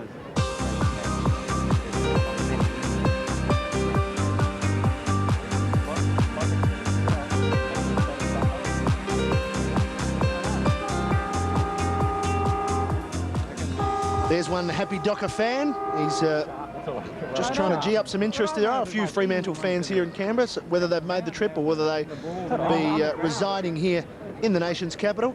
And certainly there's some young Kangaroo fans down there as well. Gentlemen, second half, it'd be just more of the same for Fremantle, wouldn't it be? They wouldn't have to change anything they're doing. They've just got to continue to run, attack, be proactive, all those sorts of things, Matthew. And if they continue to do that and they concentrate, particularly when they haven't got the ball and they man up on the Roos, their opponents, then they're going to give this game a real shake. And the Kangaroos really have to get out of the blocks because at this particular stage, they're in second gear. Well, the sun is still out for most of the oval, but the stands have come over with a little bit of shade down in front of us, and Mark Doran is standing in the shade. It's probably a bit cooler than he was at the start of the day. Mark. That is fair to say. Nothing like the -7.5 it was overnight a couple of nights ago, however. The Dockers went off pumped at half-time, came back out much more reserved. Chris Connolly has told them just to be ready. The Kangaroos will attack and will attack hard. The next 10 minutes important. I'm not sure whether you can see behind me Lee Walker, the Fremantle runner. Hopefully we'll get an opportunity to hear exactly what the crowd are calling Lee. You can get a bit of a look at him with those blonde locks. Hopefully we'll have more on that very shortly. So, promises of things to come from our boundary rider, Mark Doran. Jeff Farmer wanders back to the goal square by himself. He'll be picked up once again by Troy Makepeace. The other end of the ground, Pavlich continues his battle with Saverio Rocker with 2 goals for the first half. The challenge is ahead for the Kangaroos. And for the Dockers, they would dearly love to get their first win on the road for the season. And they started well in this second half as Hazelby puts the ball inside his forward 50. Martin going back, but Baird punching it only as far as Cook. 14 possessions in the first term. Number 15 is a wobbly old punt kick up towards Medhurst. And the spoil came from Archer. There was poor vision by Cook then, and I'm sure Bell really yelled out loud enough for Cook to be able to spot him there, and instead he had a shot for goal. And if he did get it across to Bell, he was way and free, and a goal would have resulted. It's interesting to see Archer's been given the job back on Medhurst. Burton, but over the top came Longmuir, Makepeace. And that was Sinclair getting a free kick too high. Jess Sinclair, who, as Kevin mentioned at the start of the day, was very good. One of the goal kickers last week, picked up 3 goals. Really struggled today, has Jess Sinclair. Burton drives it forward. Great courage from Teague. He's prepared to back into the packs and go with the flight of the ball to take marks. One-on-one goal square. Rocket goes to ground. I should say Porter goes to ground. McFarlane takes the mark. Pavlich nowhere to go there. Switches back. Simmons. Loose player free, and he has got an absolute paddock to run into. Hazelby. The only man approaches is Burton. And not surprisingly, takes him on. Grover. Stop-start.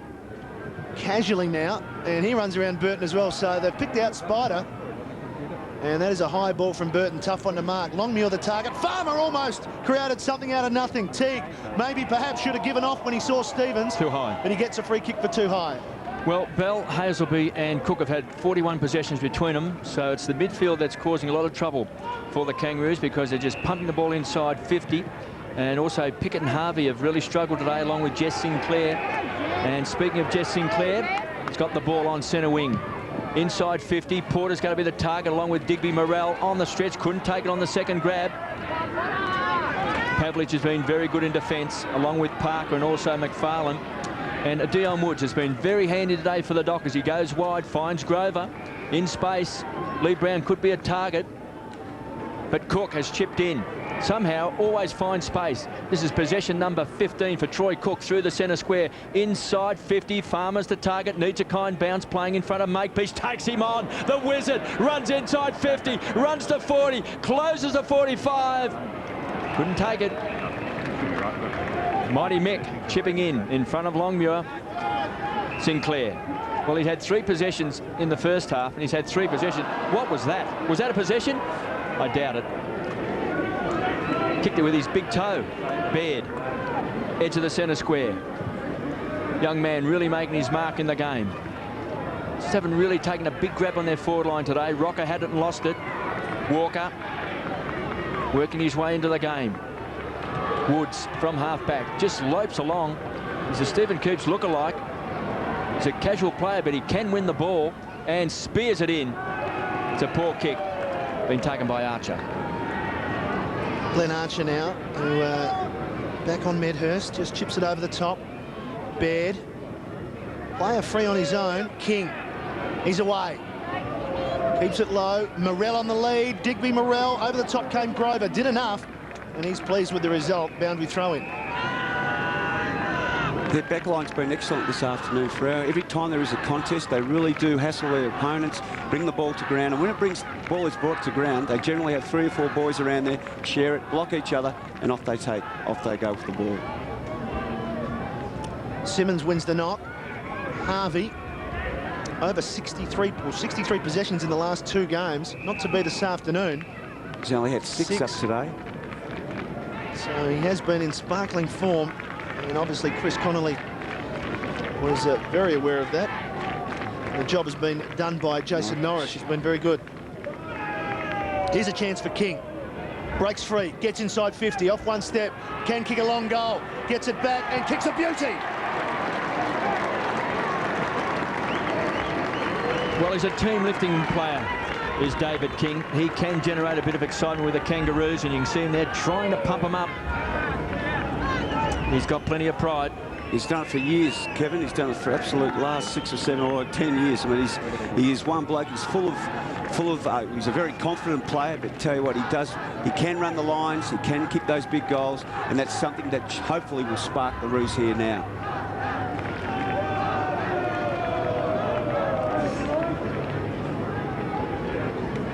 The Dockers by 18 points, 10-5-65. The Kangaroos 7-5-47.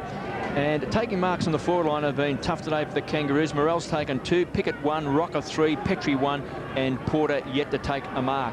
As Bell rockets the ball forward to Hazelby, his partner in crime, inside 50 again. And Archer just playing in front of Medhurst, reading it well.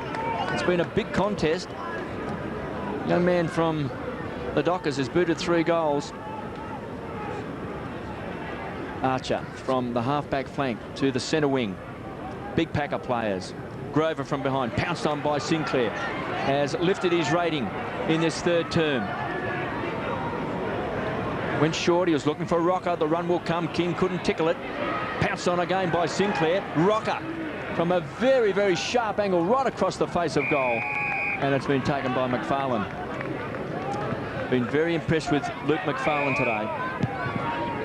He's had injuries for a lot of the year, but he can play. Norris in front. Strong grab.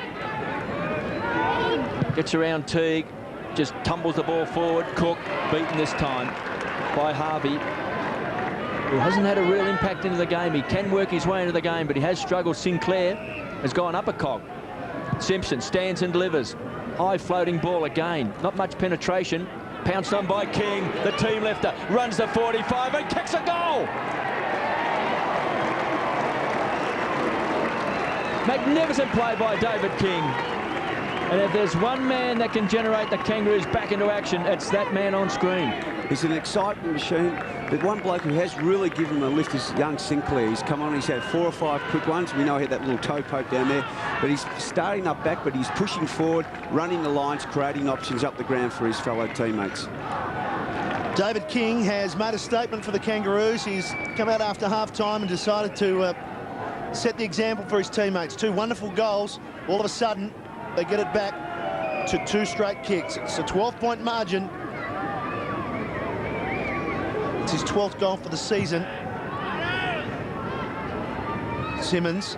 Come on, boys. Burton off the ground, clever. Out comes Petrie on a lead, and that's probably within range. He's marked it just on the 50-metre line. Rocker trying to break for him. Now, David King has just gone back to Petrie and said, settle down, go back, kick the goal. The thing is, I mean, Spider Burton then, hopefully Petrie does kick the goal for them, but Spider didn't try and take possession of the ball. His mind was very quick and he just used his foot to kick the ball forward, and Petrie has taken the mark. 3 goals last week. He's kicked a goal in the second quarter.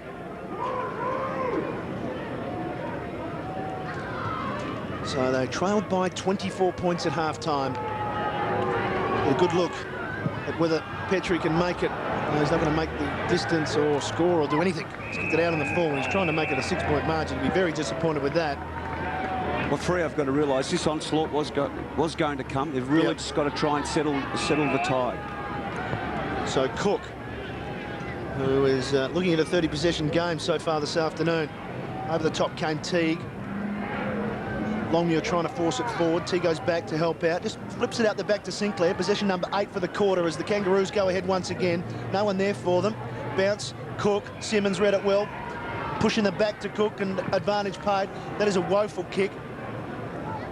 It should have suited the Kangaroos, but they got a lucky bounce through Carr. Carr drives it long towards Farmer. Farmer wanted it over the back. That's where he got it. Archer appears out of nowhere, but Farmer just can't control it. Just couldn't quite get it. Archer had done enough to force the error, and so just behind the Fremantle Dockers. And they're quickly away through Makepeace, who gets it out to Sinclair once again.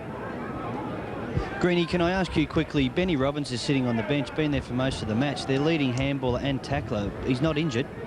Now, well, Rawlings is running with Bell, so I think that would be the job that Robbins would have if he came back onto the ground. Simpson looking for Petrie. Couldn't take it. Grover taking the ground. Strong tackle. Norrish overruns the ball. Pounced on by Digby. Morrell kicks a high ball. Rocker can set himself. Playing in front. Strength. Second grab. Couldn't take it. Pavlich did well.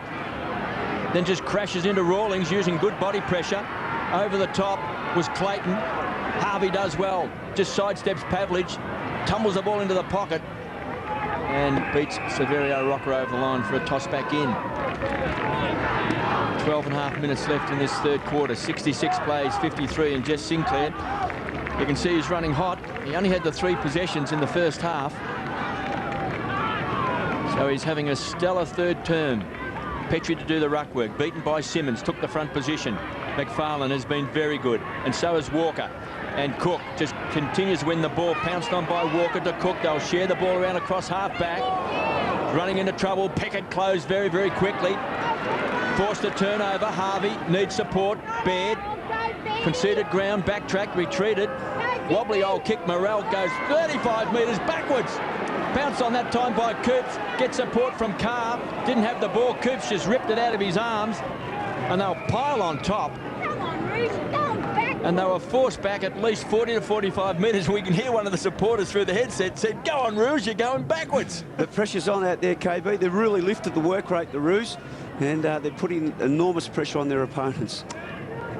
They lead by 13 points, the Dockers. High ball. Harvey did well, trapped it. Just might be starting to work his way back into the game to centre half forward, over the back. Having the sit was Simmons, building the wall. Plays on quickly. Teague keeps his eyes on the ball. He's a strong mark. He's got strong eyes. Not frightened to back. Finds the loose player in Spider Burton. He wants support. He wants Clayton. Great interception by Coops. Magnificent plays. Taking a great mark. That'll thrill the coach. Hazelby was the high flyer, couldn't take it. Baird toe pokes it off the ground. Chance for Longmuir, closing quickly, overruns the ball. He'll kick it off the ground. Mighty Mick, he won't muck around. Jess Sinclair never gets his ambitions and capabilities confused. Mighty Mick, and Sinclair takes him on. He's inspired in this third term. For the Kangaroos, inside 50. Rocker's got to be the target. Couldn't take it. Pounced on by Pickett. Wild handball. Kangaroos have got the numbers. Petrie on 50. Sidesteps, somehow finds space. And Drew Petrie kicks a goal. Does he? No. Shades the post to the left. And the Kangaroos, all of a sudden, are starting to look dangerous. They are dangerous. And look, you've got to really compliment them. I mean, Archie was badly beaten by Medhurst in that second quarter. He's really come out firing. They're really throwing themselves at the ball and the man with the footy in particular. Well, the quarter's almost halfway over. Jess Sinclair's had 10 possessions. And we're looking at a 20-possession quarter. It's possible. This is Simmons.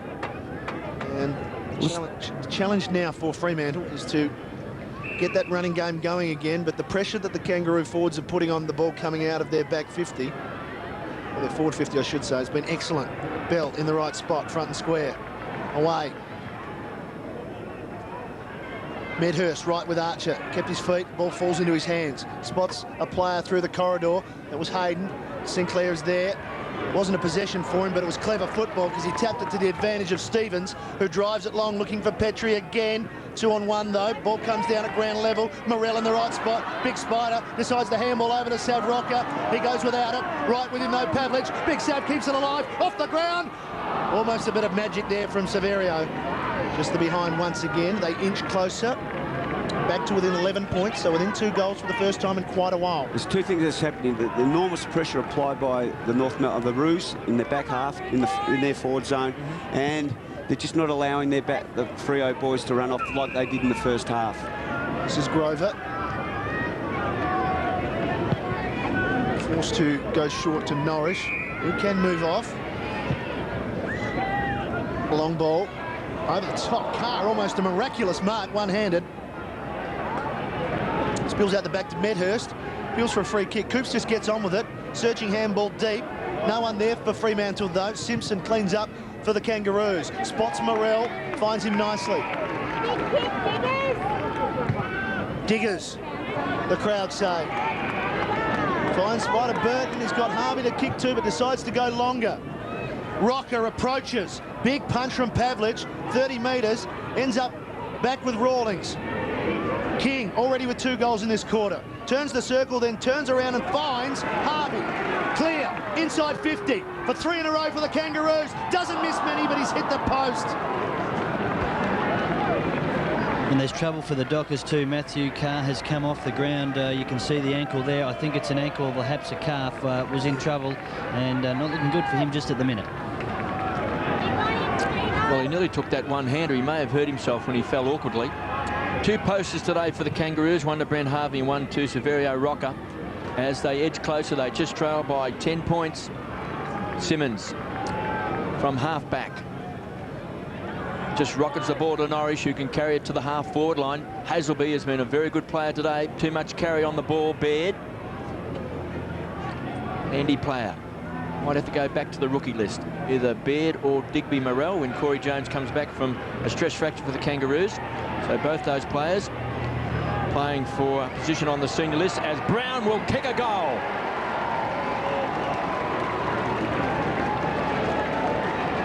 That was against tired of things then. Medhurst once again taking a nice mark. Brown taking the ball inside the 10-yard square and kicking a goal. It shows a lot of character because they were hammering away the Roos, and they're back in the ball game here now, Freo Dockers. They've just got to settle down if they are to maintain this lead. But it was a great effort. They're working particularly hard, and it was a great goal. Well, he's a big lump of a kid, Lee Brown. And Brown has his first goal, so the Dockers by 16 points. Using a new ball, KB, he booted that one right out of the ground, which isn't hard, I must say, here at Monaco. Well, the Dockers led by 18 points at quarter time, 24 points at half time. They now lead by 16. You can see their work being done on Carr's ankle. Just over 7 minutes left in this third term. Burton. And Bell pulled off the ball. There was no free kick. Big pack of players. Plenty of bodies on the line. They'll just fall on top. And they've forced the ball up. Look at Fuster on the bottom. And Rawlings on top. As you see, Matthew Carr going for that one-hander. And yes, I'd say you're spot on, Kevin. Just came down rather awkwardly there. Look at the amount of players around that ball. Burton somehow got it to Pickett. He gets it forward to King. Lovely handball. The hard-running player was Harvey. Backs himself to get round Grover. Clever play, Harvey. Then off the outside of the boot, dribbles it up forward. No one there, though, for the Kangaroos. Simmons have got back and clears to the outer side. Good spoil from Sinclair, but Fuster read it nicely. The big man did the crumbing. Then an awkward-looking kick, and he's turned it over badly. Now, this could hurt because Simpson gave it to Sinclair. That's 11 for the quarter, and on the rebound, here it is. The rubber band has been extended. Baird from inside 50 makes the Dockers pay with a behind. John Baird, as Kevin mentioned, or Dig Morrell to go back to the rookie list. Pretty pleased with the performance of both those players. As Walker gets an enormous amount of space once again. We've seen him go for a few runs this afternoon. Let him go. Takes on Burton, waits for the Shepherd, waits for support, gets it from Woods, back over the top to Brown. Just kicked the goal. Runs inside 50, looking for his second. Gets plenty of distance with the ball, but hooks it left. And they went, what, took about 13 or 14 seconds, or perhaps a bit longer, but it was a pretty free-flowing boundary kick in from one end to the other, Russell. One of the major differences so far in this second and the third quarter is that the Freo blokes, when they bring the ball inside 50, they're just making too many clangers, enabling the Roos to rebound and put the pressure up the ground. Well, Medhurst was in the goal square and he threw his hands up in disgust because he thought Brown was just going to chip it across to him. Petrie tacked the ball hard. Grover, well, obviously he's pretty quick. He ran down Harvey before, and there's Archer marking in defence. So the Kangaroos, some good players have really stood up in this term. King's booted a couple of goals. Archer's taken a couple of strong marks in defence. And Harvey's won a bit of the ball as well. Petrie should mark. He's on centre wing. Clayton, touch of the fumbles. Got to get around McPhee. Just wobbles the ball forward. King attacking the ball hard. Coming hard was McManus. It's all tied up. Lee Harding and Troy Cook taking a bit of a breather. He's had it 19 times, 9 kicks and 10 handballs, and there's Carr. Just had that ankle strap. So some fresh legs to come back on in the final term for the Dockers. Uncontested possessions, 143 to 102. Stevens in the thick of the action.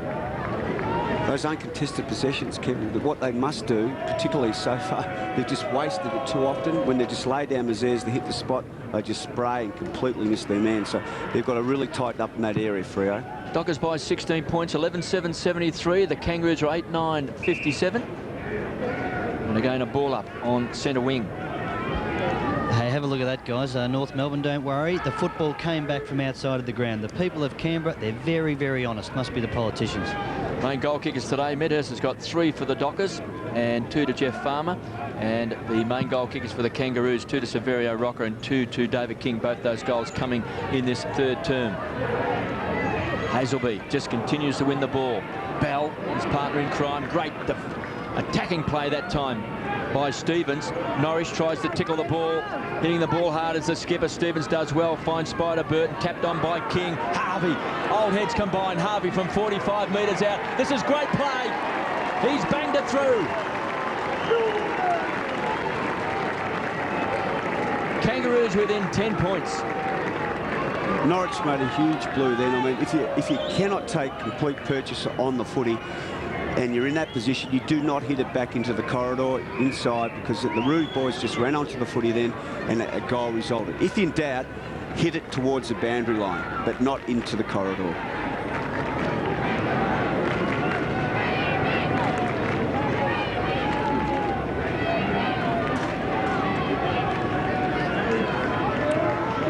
Brent Harvey with his first goal of the afternoon, but more importantly for the Kangaroos, he's had 8 possessions in this quarter. It really has got going. David King with a very clever tap on his kick to himself. So he has had a huge effect, and Simpson is at the bottom at the moment. So the usual suspects for the Kangaroos, getting them back into this game. Trail by 10 points inside the last 4 minutes of the third quarter. Well, Matthew, Sinclair had 3 possessions in the first half. He's now had 11 in this third term. Oh, and Harvey had 6 in the first half, and he's had 8 in this third quarter. Interesting hairstyles sometimes here at Manuka Oval, and that is a beautiful kick. Lays it off beautifully. We talked about Simpson. He's put a couple of helicopters inside the forward 50 today, but that was a lovely kick to the advantage of Rocker. Lace out, and there it is there. Well, Clayton, I should say. My apologies to Adam Simpson. Beautiful kick. Rocker with 2 goals to his name. 2 goals, 3 in fact. This to get the margin back to 4 points. 29-18 coming into this game after a couple of lean weeks. No problems for Severio Rocker. Kangaroos get ever so close. It's just interesting about the body language once Rocker kicked that goal. I mean, the North boys are all pumped up. They've come from all directions, and you could just see the heads of the Freo boys. Maybe I'm just looking into something that's not there, but their heads seem to dip a little bit. So it's going to be a real test of character for them now. They've just got to make sure that they've got to be round about the mark, about this distance now, when the siren goes at three-quarter time. We've played 23 minutes into this third term, and the Kangaroos have dragged it back to a 4-point ball game.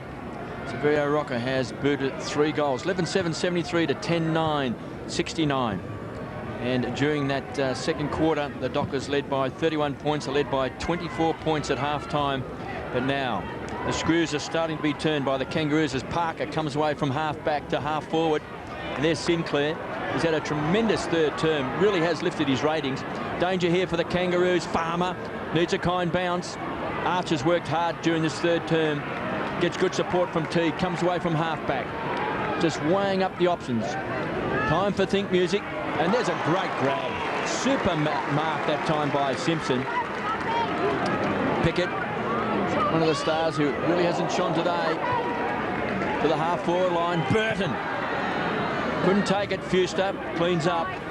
Bell backtracks, conceded ground. Dion Woods can use the ball well. This is a poor kick, 3 against 1. Sinclair, a stellar third quarter from 55 metres out. Backing back is Brown. Takes an easy chest mark. Minute and a half left in this third quarter. Can the Kangaroos be in front at the last break? Woods pinpoints it, finds McVie. It's across half-back. And all of a sudden, maybe some self-doubts coming to the mind. They've only ever beaten the Kangaroos once. And in the last 2 encounters, they've lost to the Kangaroos by a whopping 174 points. So the Dockers are doing a lot better than that. But all of a sudden, they're under pressure. Hayden goes short. McVie on the charge. The edge of the centre square. Inside 50. Farmer. Close to a mark. He's got it. Paid the mark. Well, if you take the mark cleanly and it's jolted out when you hit the ground, it's got to be a mark. It's probably about the first time the ball's come in nice and sweet into inside 50 from a long direct kick. Prior to that, just been bombarding the ball all over the place. But that also comes back to the amount of pressure that the Rude boys have been able to place on their opponents. Kicked 2 goals in the first quarter. He's kicked it behind in this third quarter. Jeff Farmer, the Wizard. Can he put the Dockers back in front by 10 points? From right on 50. Leans back, big kick, unloads, gives it both barrels and kicks a goal. Well, that's the second time now they've been really challenged, not just physically, but mentally by the scoreboard and by their opponents, and they've responded magnificently. But just as I mentioned before, they've just got to make sure they're around about the mark where they are now at three-quarter time. Kevin mentioned before that they've been belted the last 4 times, so it is a bit of mind game situation here. And I mean, if they're going to make progress this year, they've got to win these types of games when they're going to be physically intimidated and mentally intimidated. So the second goal for the quarter. The Kangaroos have kicked 4. Farmer 3 joins Medhurst with 3 with just 10 seconds remaining in the third quarter. A timely goal to the Wizard. Fuster up against Burton. Burton wins to Robbins. Grover flattened by Pickett. And that is three-quarter time here at Manuka Oval. A good performance by the Kangaroos in that third quarter. They really did dominate play. But a late goal to Jeff Farmer has given just a little bit of breathing space for the Fremantle Dockers. It's set up for a great last quarter here. It is 12-7, 79, leading the Kangaroos 10-9. The margin's 10 points.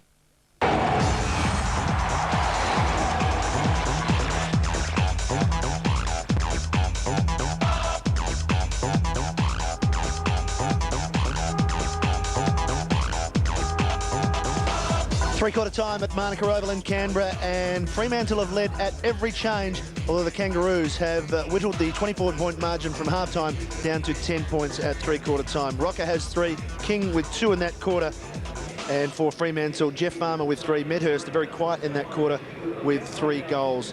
And certainly the Kangaroos, Dennis Pagan took quite a while to come out at three-quarter time, almost 2.5 minutes before he got down to his players, and then raced straight over to them and has been chatting ever since.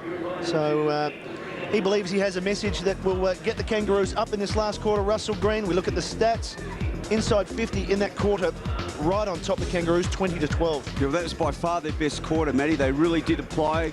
They had run from up back line from young Sinclair. They were running. Harvey got back into the game. King started kicking goals, and they really did penetrate that inside 50. Yes, Jess Sinclair picked up 12 possessions in that third quarter, and Brent Harvey picked up 8. They were the prime movers. And David King kicked 2 and set up 1, as I mentioned. Chris Connolly would be very keen to get his first win away from home this season. It is within reach. But before we check on whether he will be successful, it's time to head to the MCG to check a score. Good old-fashioned Saturday afternoon at the MCG between Collingwood and Geelong. We're going to show you a progressive score in the second quarter now. If you don't want to know, perhaps look away.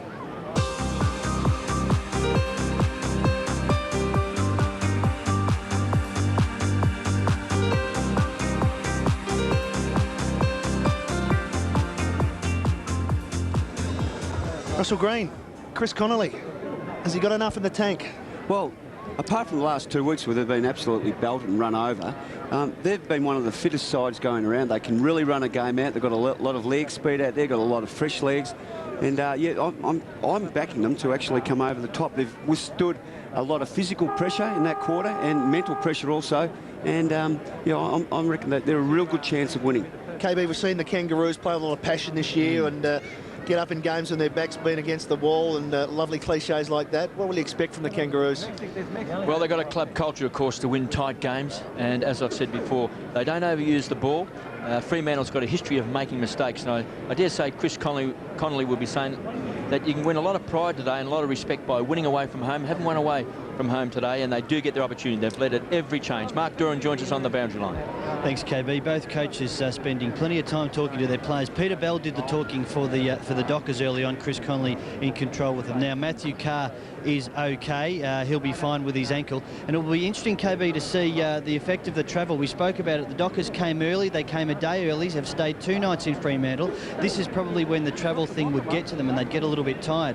So that will be one thing perhaps in their favour. I'm sure Chris Connolly's hoping that. Dennis Pagan continues to talk to his Kangaroos. Took them a little bit further away than they were last time. They were very positive, the North Melbourne players. Certainly had a lot more to say than at quarter time. And I think both sides, well, they know they're in for a ding-dong battle, to use one of those cliches. Mark, you've removed that tongue firmly implanted in your cheek, but what were you talking about with Lee Walker? Okay, we might not get a chance to do it now. I'm not sure we can pick up Lee, but he looks a lot like, and maybe it's just me, the god of love, Fabio. And the fans here, perhaps it's got something, there you go, perhaps it's got something to do with the green cans that the fans are drinking. But every time Lee Walker comes off the ground, and we might even get it now if the boys are awake up to the fact that Fabio is walking off the ground, and Lee giving us a nod. He's been very good with it all day. Thanks, Mark, and of course, Can I ask a question? Yep. Who's Fabio? Oh, he's a fictional character, really. He's a model. He's a male model. Is he really? Yes. Got a body a lot like Greenie's. Yes. So we'll leave the romance novel covers, very popular there. That's how he made his name. Is he really? And, of course, lampooned by many people, including myself. Any danger they might bounce the ball? The great Sean McAuliffe. Now, This we has should been tell a you they're very about 2 long minutes over time here at the moment. Both coaches held their respective teams way over mark. Maybe please explain that during the week, Russell. Well, it's big stakes here. Maybe that's why they took a little bit extra time. Pagan's boys must win to keep within striking force of the 8. And Freo, if they win, there's still a chance. Well, if they don't, they could probably say that they're just going to play the remaining 7 games just to see how this season finishes up. It's all on the line here now for the final quarter. So we're underway. Fremantle by 10 points. Bell can't get it going. Off one step, Stevens. Falls now for Simpson. Goes back a long way, but this time it's successful because Baird has it. Driving it to centre forward. Clayton there for the Kangaroos. Smith came over the top and has infringed. He's pushed in the back. So it'll be McManus, who, after some horrible problems with knee injuries, has played every game last season and every game this season. Great to see him playing a lot of footy. Troy Cook. So we possession 20 is the leading possession getter on the ground at the moment, ahead of Adam Simpson, of course, who continues to get possessions right throughout the season. He has 18. He just lays it off to Simmons.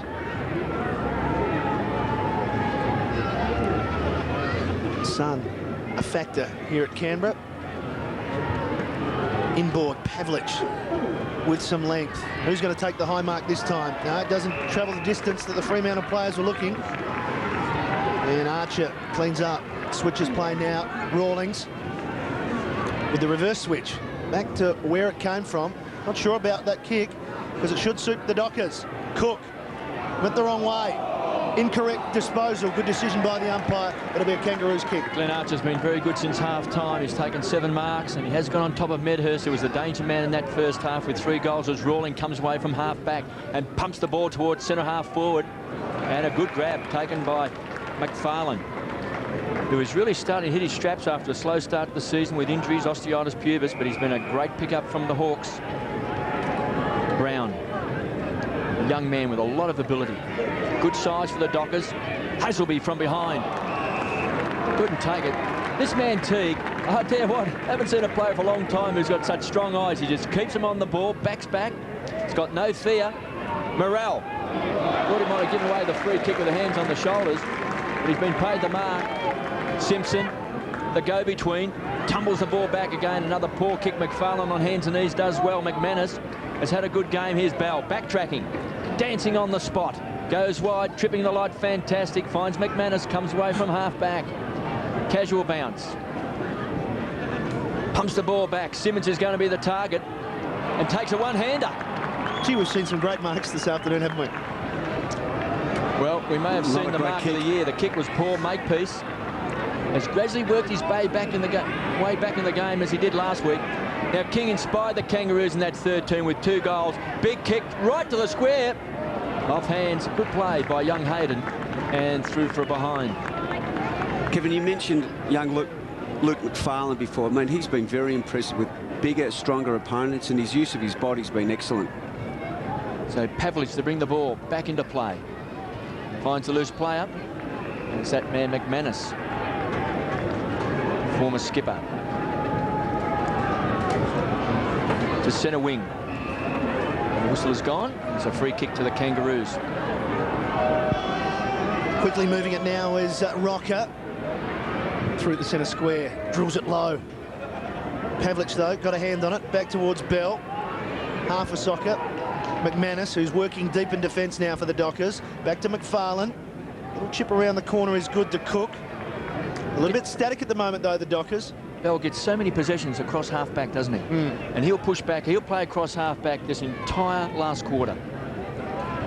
Well, he has had 17 possessions for the afternoon as Cook drives it up the wing. Good mark there.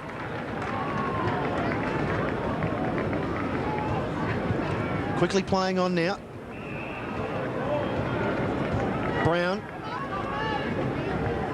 Dockers looking to get the first goal of this last quarter. Longmuir from the back. Down in front, though, was Hazelby. Almost got it. Sinclair. Quick give out the back towards Martin. Goes to ground. Want to be dangerous. Want to be clever there, Mick. And it'll be a ball up. Luke McFarlane was the player who took that mark earlier on. Did he drag it in? No. I just think 280 games experience there from McMartin to make sure that there was a ball up. 30 metres out from the Dockers' goal. The margin is still 9 points. Hazelby runs onto a loose ball, goes back towards Brown, gets around on his left, skews off the side. It might suit Farmer, it does. Just got to be in the right spot at the right time sometimes. He was in the right spot, but I'll tell you what, great work by Halesby then, because he could have kicked the ball, but he had enough sense and enough vision that he handballed the ball off to Brown, and Brown's kick was hurried, and of good fortune it's landed in Farmer's hand. But great vision by Halesby. And Jeff Farmer here tried to crib a metre, but umpire Stuart Wen wouldn't have anything to do with it. Jeff jumps up and says, "That's where I took the mark." No, said Stuart Wen, go back another metre. Kicked the last goal of the game late in that third quarter just to give the Dockers a little bit of breathing space. This for his 4th of the afternoon. Spent some time on the bench, goes for distance, and in doing so has hooked it left. So the margin at three-quarter time was 10 points. The margin is still 10 points. Yes, the Wizard today has booted 3 goals too. Also 3 goals to Paul Medhurst. They're the main goal kickers for the Dockers. And for the Kangaroos, 3 to Severio Rocker and 2 goals to David King. Smith, young man, still making his way in the game for the Kangaroos. He was looking for Digby Morrell. McManus caught a heavy bump that time from Pickett. Pickett wants the free. He'll get a ball up. So it was a great chase by Farmer out then. I mean, he just continually ran and chased and harassed and put enough pressure on him, his opponent, to be able to spray the footy. Going through a bit of a trough at the moment, Byron Pickett. Just the 7 possessions today. Ball up between wing and half forward flank for the Kangaroos. And Morrell doing the ruck work. Pickett taken away by King. Hurried kick inside 50 and a good grab taken by Clayton. Well, he's playing his 100th game today, and he would dearly love to slot this one through. Yet to register a score. He's 100 games. Played 82 with the Kangaroos, and of course he started his career with Fitzroy, played 13 and then 5 with Brisbane when he was one of the magnificent 8 that were shuffled off. Huge mistake then by Brisbane. By young Hayden. Should have punched the footy rather than trying to mark the ball, and it could cost them, and it has, and that's unforgivable. Ever caught behind and just punched. So Clayton kicks his first goal, and a very important one for the Kangaroos as they drag it back to a 4-point ball game. And we've played just over 7 minutes into this final quarter. Well, the pressure's really on now, the young Dockers. As we can see here again, look, if you are caught behind that position, he knew exactly he had done wrong as soon as it happened. You must punch the ball if you are caught behind. The pressure's really on them now. Yes, and just a little message, just a casual message came out from Fabio then. Just a little one, but interestingly, Lee Colbert on the bench for the Kangaroos. Not sure what's wrong with him. Well, he did have a shoulder problem earlier on in the game. It was looked at by the trainers, but the Kangaroos are coming now. It's back to 4 points, but McFarlane once again standing in the way and gives it off to McManus. 15 possessions and 7 marks to McFarlane. Yeah, it's been very good. 7 marks, and we're seeing McManus get back, and we're seeing Bell get back, and Cook. But one feels that they've got to keep running forward if they're going to take the 4 points away. Rawlings has Baird, and he just keeps it in cleverly to Stevens, who gives it back to Rawlings. So clever work by the Kangaroos there to keep the ball in play, and that's a good mark by Anthony Grover. Here's Peter Bell, just keeps running all day long. Coops was his target. He's been paid the mark. Doesn't matter if he doesn't take another mark today. He's got a player free. Finally spots him, and it's Lee Brown, but he's still outside his 50.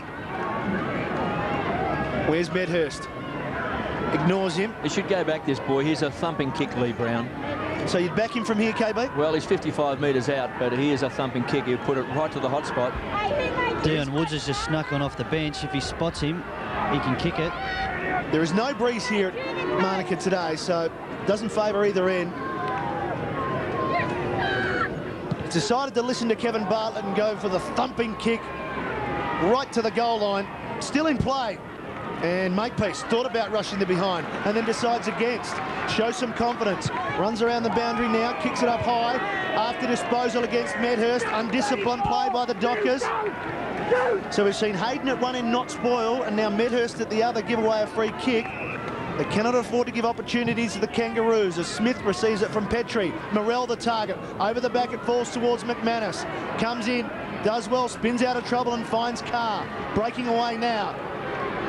Brown is the target. Clever kick from Carr. Brown decides to play it on and get it in quickly. High ball, Archer provides some support. Hazelby first onto it, just keeps it going ahead. But there's only two Kangaroos there. One of them is Makepeace, the other is Teague. On the up, the handball is clever to Pickett. Pickett slams it onto the boot, but it should suit the Dockers. McManus on his own. Decides to go short, no. Ignores Woods. Breaks back into the middle. A leading player now out in front of Longmuir. Martin does well, spoils well. Holding firm the Kangaroos defence. Baird to Stevens, they run again. Great defensive play by Mighty Mick. Stevens, the skipper, wobbles the ball in. Rocker! Couldn't take it, bounced off his big chest, pounced on by Digby Morell. 48 metres out, can he bend it back? He can't. And through for a minor score. The Kangaroos are within 3 points. They've never been in front today. They were jumped in that first quarter by the Dockers, who led 5-3 to 2-3. But the Kangaroos keep chipping away as Pavlich comes away for the Dockers and finds Carr on the half-back flank. Brown has been the target at centre-half forward. Short to Cook, always creates space. The run will come from Walker and Parker.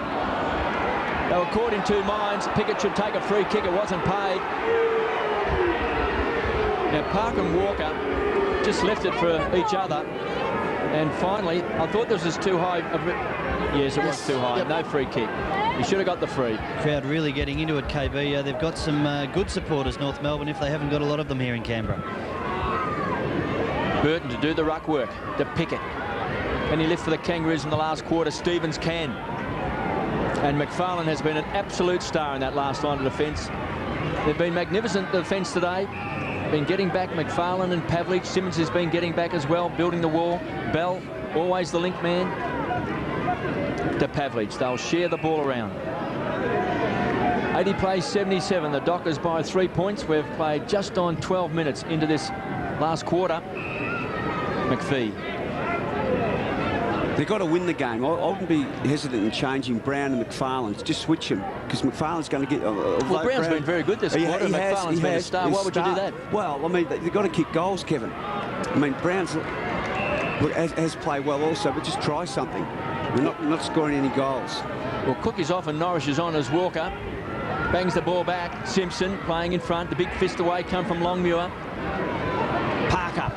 Edge of the centre square. McManus backing back. Great defensive play by Morell. Medhurst does well. Grover around the corner. Farmer can't get there in front of Makepeace. He wants out of bounds on the full. Got it. And he's got it. So the Wizards got it. He's booted 3 goals. You can see it's very, very tight. He's squeezed up on the boundary line. What's going through the mind of the Wizard? Straight across the face and through for a behind.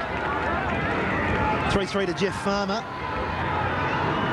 And the Kangaroos have been involved in some close games this year. They've had a couple of real tight ones, and it was good play by Medhurst just to advantage Grover, but great work by Archer to get past Medhurst and force the error, perhaps saving the goal. 4 points the margin with over 8 minutes remaining. The ball is with Jess Sinclair. Well, we mentioned the last time the Dockers beat the Kangaroos, Jess Sinclair and Spider Burton were playing for the Dockers. That was the only time, and that was round 5 in 1998 at the Wacker. The margin that day was 17 points. They're going again now. Farmer got it over to McPhee. A little bit cute there. He's trying to find Hayden. The boundary line has arrived first. 4 players still at the club from that game, Matty. Who were they? I'm just busy up here at the moment, Mark, but I'll get back to you shortly. Okay. Just watching the game of footy. I'm not involved in any sort of quiz. Peter Bell that day, of course, played for the Kangaroos. He's now captain of the Dockers. They're just trying to juggle the ball. Smith had it for the Kangaroos. Loose ball. Makepeace. Sinclair's been a good player since half-time. Again, the kick was a poor one. Morrell couldn't take it on the second grab. King just bustles his way through.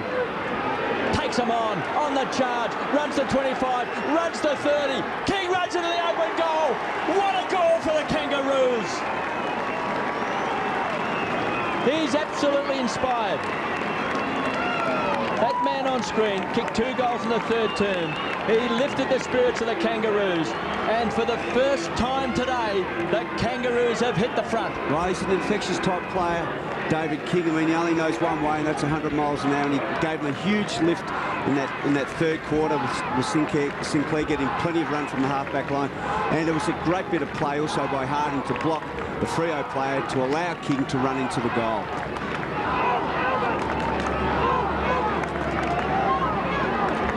Three goals to David King, and for the first time today, at the 15-minute mark of the last quarter, the Kangaroos have hit the front.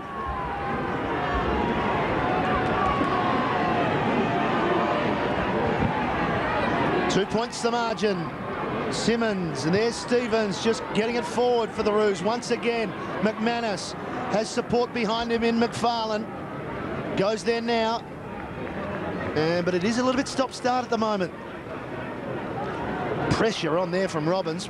Made McPhee work for that. Is there a lack of belief in the Dockers? Well, there's one way the Roos know, that's 100 miles an hour, and they know that they can win any game they go and play. The Dockers have been belted, as you mentioned before, Kevin, by 170-odd points over the last 4 occasions. So an element of doubt must be seeping into their heads. Ball up high, pack forming, Burton. It's just banged forward by Longmuir. Spilling free. Archer there decides to just go off the ground and clear it.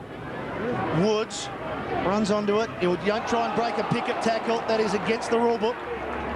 Grover got it to McManus. Spoiling though was Stevens, the captain, doing the right thing, leading from the front. He's got to beat Brown. He does, and he's away. Great work from Anthony Stevens. Now free, spots a player on the lead, chips it up, doesn't suit Rocker, over the back of Pavlich. McFarlane there for the Dockers. He decides just back himself and go. Luke McFarlane's had a good afternoon. He's going to keep going, gets the old 1-2. Looks overhead, not a lot to kick to. Wobbles the ball up towards half-forward. Mick Martin going back, takes a saving mark. They lead by 2 points, 6 minutes remaining in this last quarter. Martin. That was great play by Anthony Stevens.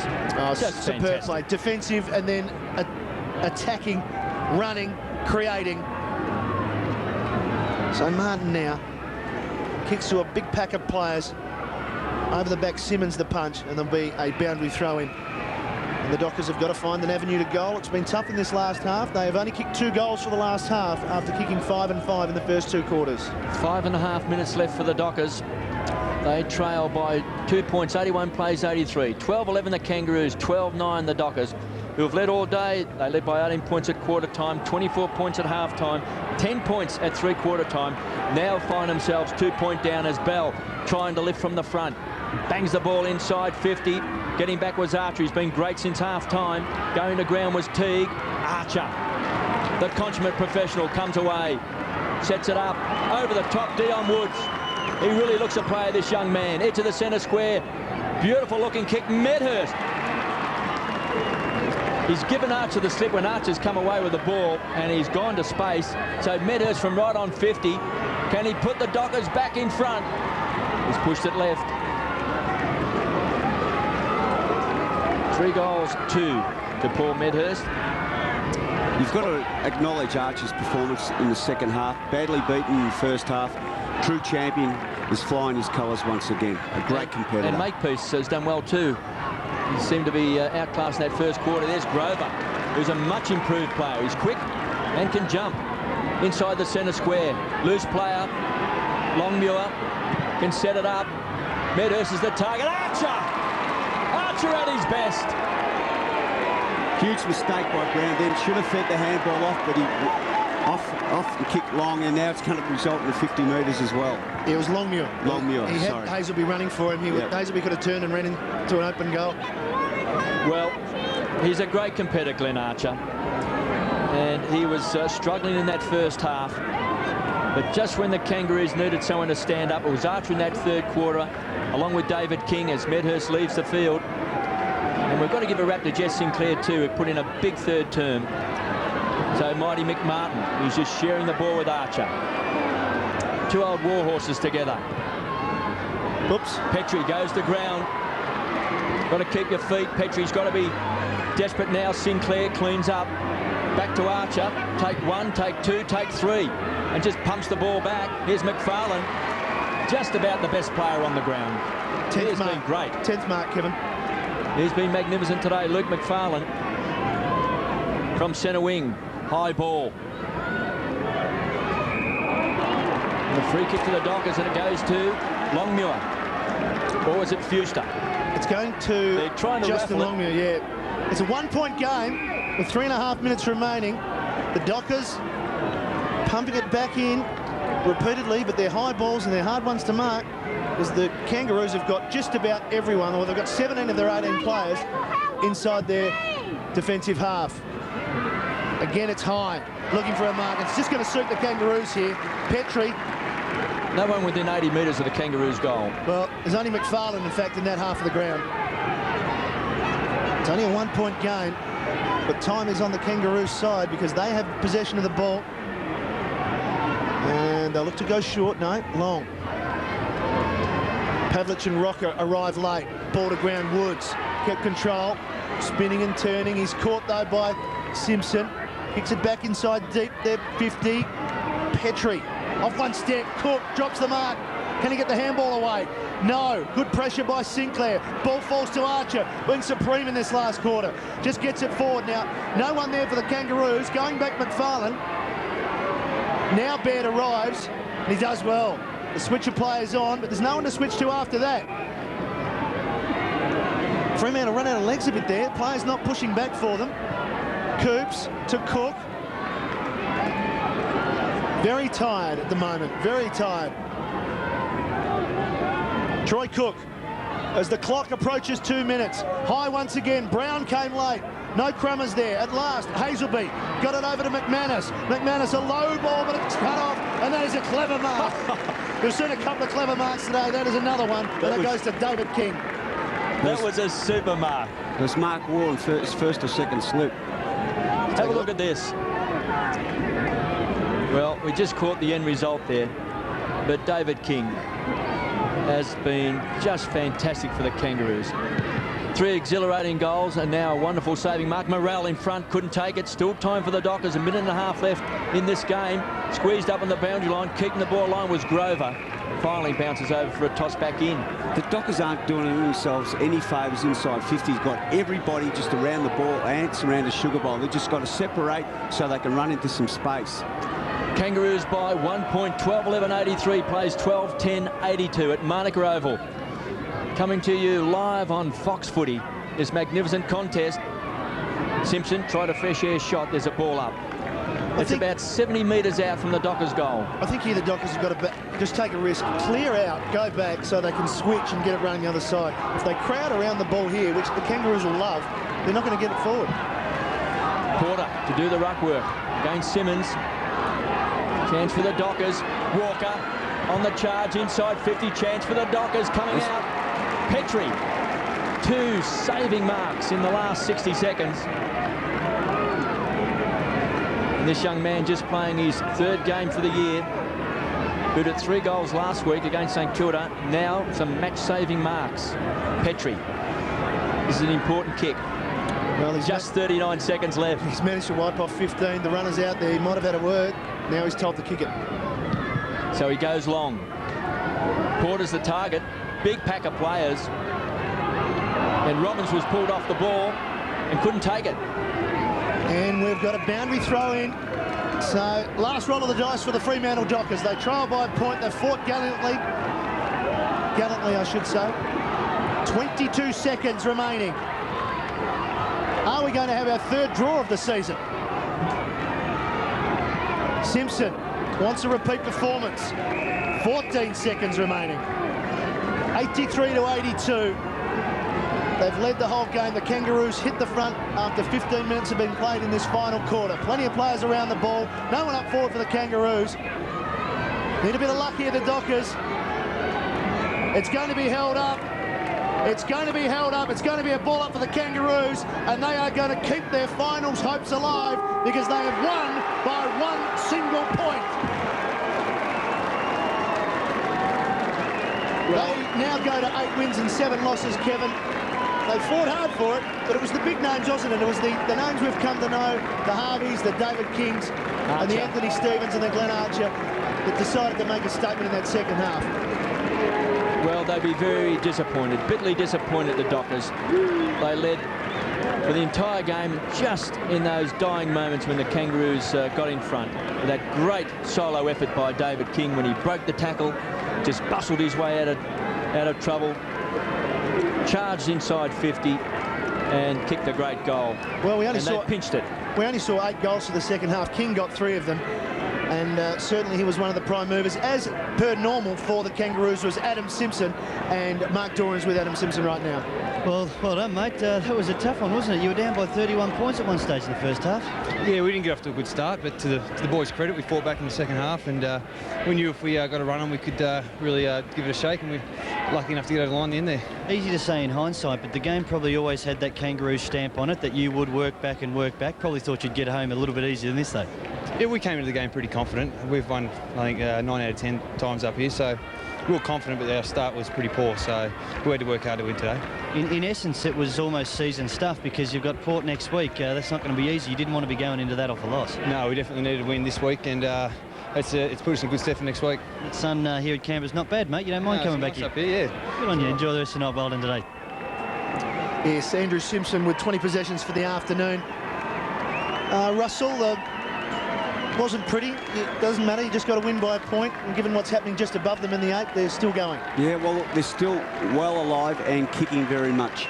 Look, we know that they've got huge character and a lot of pride, and they came out after half-time and really did put everything before them, because if they lost today, they were really under the pump. Rawlings in particular did a great job on Bell. Bell was very dominant early, and Rawlings took him out of the game, although they had about 19, 20 touches each. Rawlings did a great job. You mentioned the old heads there, Stevens, King, his inspirational goals, but you also had the couple of the young boys, young Sinclair. Kevin did exceptionally well, and young Teague, who reminds me so much of Gary Cowton. Very courageous, as you mentioned. He only has eyes for the ball, and he puts himself in some scary positions. It was just a great all-over win in that second half. Well, we see David King there speaking with Jess Sinclair. Sinclair only had 3 possessions in the first half. He had 15 in the second half, and including 11 in that third quarter, which was such an important one for the Kangaroos. Archer got on top of Medhurst, continued to be an inspirational player out of defence. As you said, Stevens did well. Even Brent Harvey, I thought, lifted his ratings in that third term. Wasn't one of his greatest games.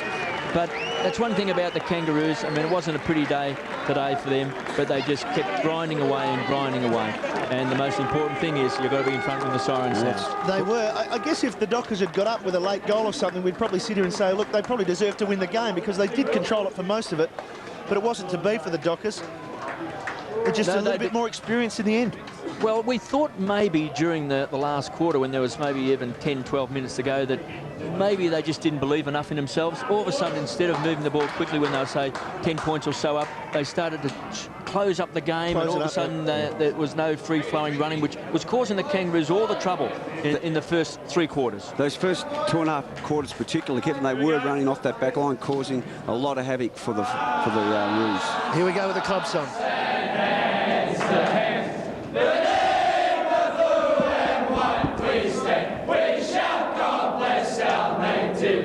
North Melbourne, North Melbourne. Out we come to play. Just for recreation sake, to pass the time away. Lots of fun, heaps of fun, enjoy yourselves today.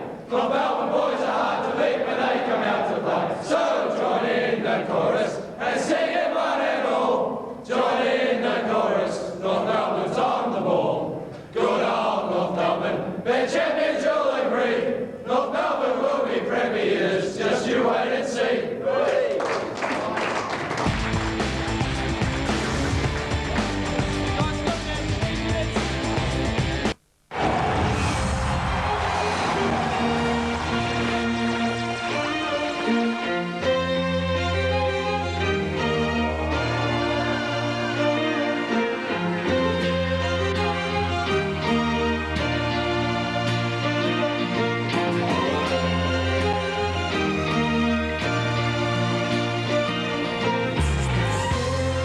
Welcome back to Manuka Oval, and a 1-point victory for the Kangaroos, their 8th win of the season. They've got up to beat Fremantle, Rocker and King. King with 3 goals in that second half. They got 3 each. Medhurst and Farmer got 3 each for Fremantle.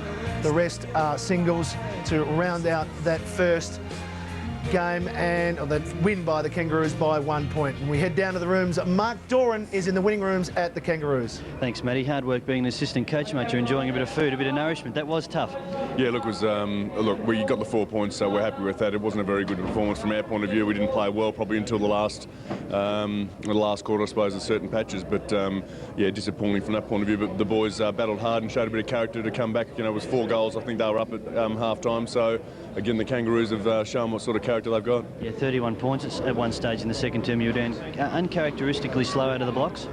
Yeah, look, I think most sides try and pride themselves on their starts, and we obviously do, and it was a terrible start from our point of view. And look, it just looked lacklustre, and the boys really weren't attacking the ball the way they should have been. And I think it took a little bit of a spray from Dennis to sort of get them to shake them into things. So thankfully they were able to sort of attack the ball a little bit better later in the game. As you say, it could have been worse. You do take the 4 points home back to Melbourne, but will the week be working on a few of the negatives that happened out there that shouldn't have been the case?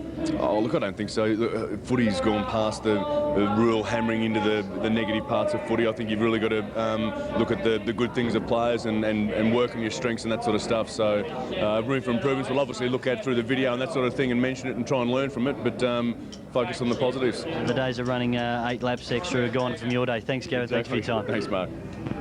Mark Doran with Gavin Krasiska, who there's a little bit of relief, I think, down in that rooms that they've got away with the win. Well, they did. I mean, 4 goals down at half-time to come back and get the points still keeps them in the mix for the finals.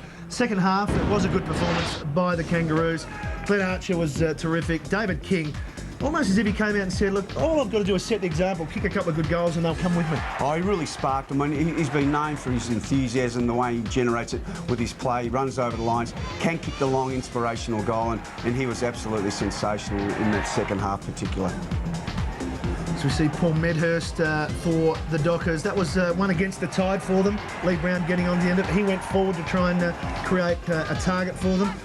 But through the midfield, Sinclair got plenty of the ball. There's a wonderful tap on by King, and Harvey had 8 possessions in that third quarter. Well, the old heads, Stevens, King and Harvey. I mean, it's so important that these boys do play well for them to have success for this year.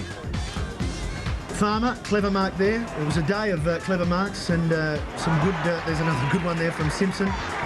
And here's King, and a definitive performance by him, because this was the first time that the Kangaroos hit the front. Oh, that's right. I mean, we know that Gavin Krasiska spoke about their passion and their pride, and they really did show it in that second half. They are a side who never lays down. They just persist and keep working as hard as possible.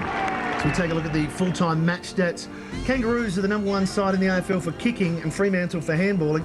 You can see that in the stats there, but Fremantle did have more of the ball throughout the afternoon. Yeah, they had plenty more of the footy, but it is the game plan of the Roos not to overuse the ball. The first bloke who's got without pressure must kick the ball to a person who was unmarked. So look, they followed that game plan through, and they came out at the end. Kevin Bartlett mentioned that perhaps a little bit of self-doubt by the Fremantle Dockers. Yeah, well, I mean, if you've been belted by 179 points over the last 4 games playing against the Roos, there might be a little bit of element of doubt. But I'm sure Chris Connolly and Stephen Nick and those types of people are really trying to get rid of that type of mentality, and they went very, very close today to trying to eradicate that type of mentality. Yes, they're warming down, and it's a long plane trip back from Canberra to Perth. We'll take a break and come back with more from Manuka Oval after this.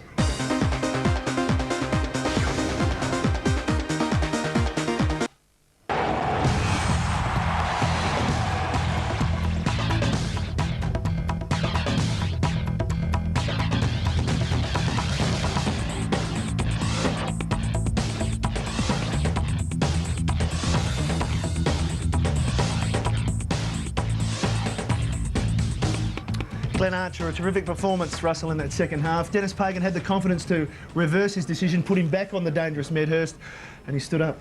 Well, the thing is, he was badly beaten by Medhurst in that first half. The sign of a true champion is when you're under the pump, not playing well, and you give them the assignment once again to have a crack at it. Archer, who was one of the best players in that second. That's why he's such a great player.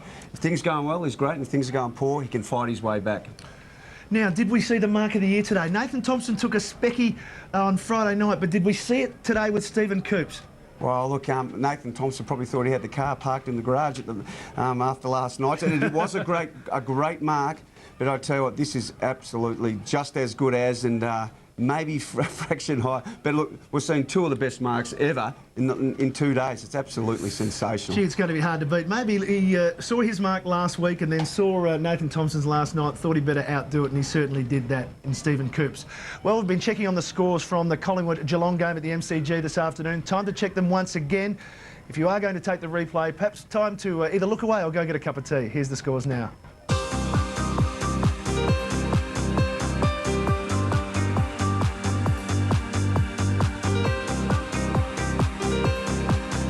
Kangaroos continue to have a good record here in Canberra, and they're warming down at the moment as we head back down to the rooms with Mark Doran.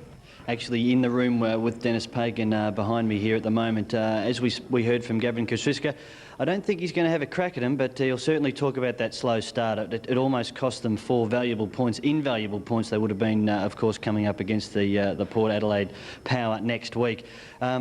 One injury concern for the Kangaroos was Lee Colbert. I mentioned I couldn't remember what happened to him, but saw a replay of a knock he took to the shoulder.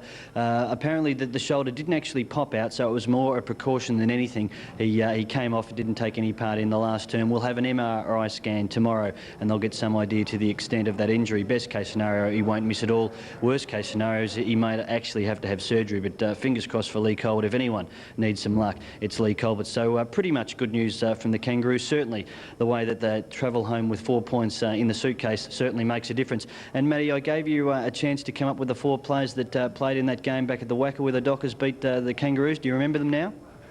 Mark, I'm pretty sure I know them, but I'm not going to say that just in case. So I'll leave you to ponder that on the plane trip home, but thanks for your work this afternoon. Well, what about the rest of round 15? We almost saw another upset today. And let's take a look at the remaining games for the round, Russell. Adelaide, St Kilda.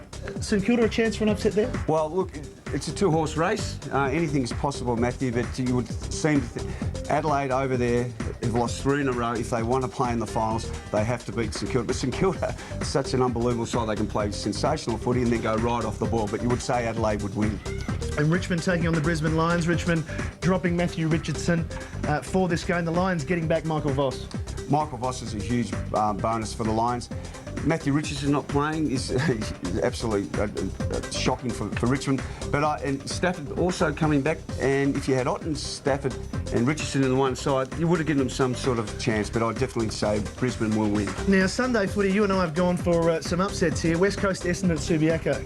Well, I reckon West Coast would have been like a dog with a wasp in its mouth during the course of the week. Woosha would have been right into them. Essendon aren't travelling real flash, so I've gone for West Coast to have a win over there. Sydney, are they a chance against Port Adelaide, who are flying at the moment? Yeah, Port Adelaide are absolutely sensational side, but I've gone for Sydney because anything's possible. They played quite well last week, didn't have much luck.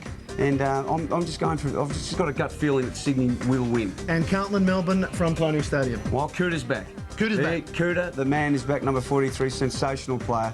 I am going for Carlton to cause an upset there. Thank you, Russell. I'm not sure what a dog with a wasp in its mouth actually does, but on behalf of all the team here at Manuka Oval, I hope you've enjoyed the game. The Kangaroos home by 1 point.